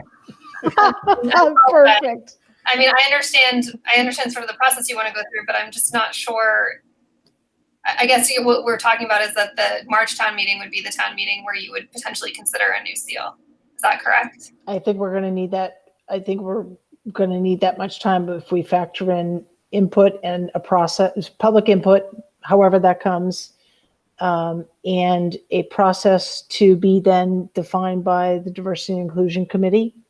Okay. And because we'd really be bringing this forward as consideration, potentially consideration of a new seal at Springtown meeting. Okay. But no, And- But it's not two a seal town meeting, that was two town developed. meeting votes though. Okay. Right, So you right. wanted 2 town meeting votes. Okay. The first I- town meeting vote is just, do you want to change the Right. seal? Right, Yeah. the town has to So decide. you're on not it. required to do that, so that's why I'm just making sure I understand. So 2 town meeting votes. Yeah. Okay. Yes. Now But I. I guess to that question we used brought up, Christy, if we don't bring it to October town meeting, we could say, oh, we're coming at March, but that doesn't preclude someone from a citizen petition coming out in October. I think, to me, it sounds like in what we heard from Mashpee, we do it. The first one says yay or nay, and if it comes back as yay, we want to change it. Then we, as part of the motion, could be that we're going to include the Diversity and Inclusion Committee to lead that, and then their goal would be to bring back a design to vote at the March town meeting. Okay. Yep. I just wanted to be clear on that piece of it. All right. I'm good. Shelby? Yes, I had, So I would highly recommend that Christy summarize this discussion and post it on our Facebook page and on the board discussed this. This is the plan. This is what we're moving to do. We will keep you engaged. I can do that. okay. Alan, I thought you were going to say something? Nope, it was covered, but Ian's got his Okay. hand up. Yeah, Okay. Shelby, just one further thing. I mean, so we talked about, again, the process, but it sounds like you've already reached out, but I guess we're not scheduling the public meeting yet, but it sounds like we are scheduling I have that. behavior and other stuff to move as, sooner than later. Yep. Yes. Okay, perfect. Thank you. Okay. Good discussion among just only a handful of people. Imagine the community. Okay. So we are now at near final here, the approval of meeting minutes. Can we switch, Shelby? Yeah, go ahead, Um, sorry. Oh, so now yes, I'm sorry. We had Jordan on. We just moved that ahead of. Honestly, yes, I see Jordan's face there, but not moving. He's frozen. Thank you Yes. for hanging on, Jordan. And thank you very much. And Jordan, thank you. So we're going to switch flip-flop the last 2 items. We're moving to a discussion vote. Request to submit land grant for 30 Belknap Street and appoint a project manager. And we have our Conservation Commission Director on, Jordan McCarran. Jordan, welcome. Thank you very much. I'm not frozen. I'm on a phone without video, so but I'm watching along Okay. along the live stream as well. Thank you. Yeah, sure. Christy, do you and Jordan want to take this? Sure. So I'll start. Just that this is the land grant that we had talked about applying for related to our purchase of 30 Belknap. As part of our application process, the Board of Selectmen needs to vote to authorize that the grant be submitted, and then also to appoint a project manager. And we're recommending that Jordan be appointed as project manager. And Jordan, you can fill in if you think there's something missing from that comment. Nope, that's all. It's almost verbatim.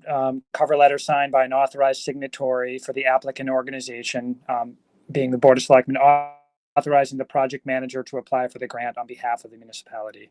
And Steve Sloan, who's consulting with us on this, provided us a template that we can use. So I think all we need is for you to formally authorize the application and appoint me the project manager. So your motion would be to authorize the application of the land grant, authorize, I would probably Shelby to sign any documents related thereto, and to appoint Jordan as the project manager. So moved. Seconded. Any further discussion? Okay, roll I'm in call favor. vote. Okay, roll call vote. Lee, Emery, yes.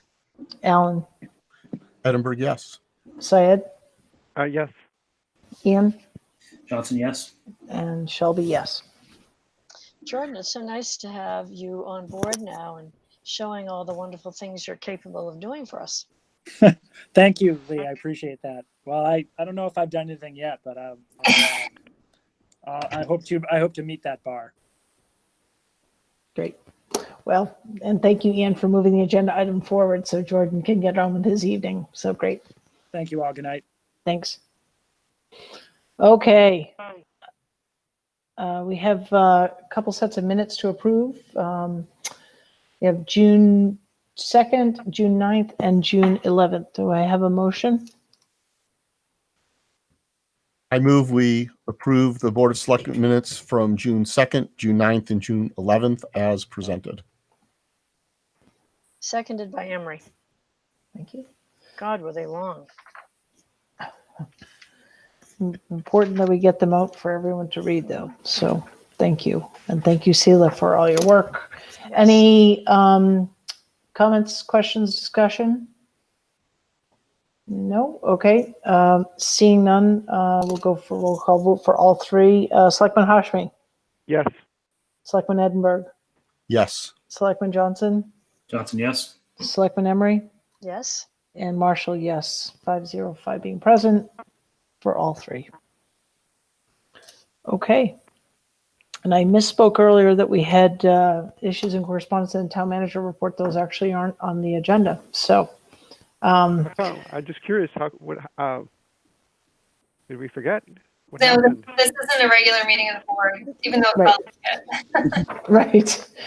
That's Right. next week. Next week is our regular meeting. So I misspoke when I just sort of out of habit.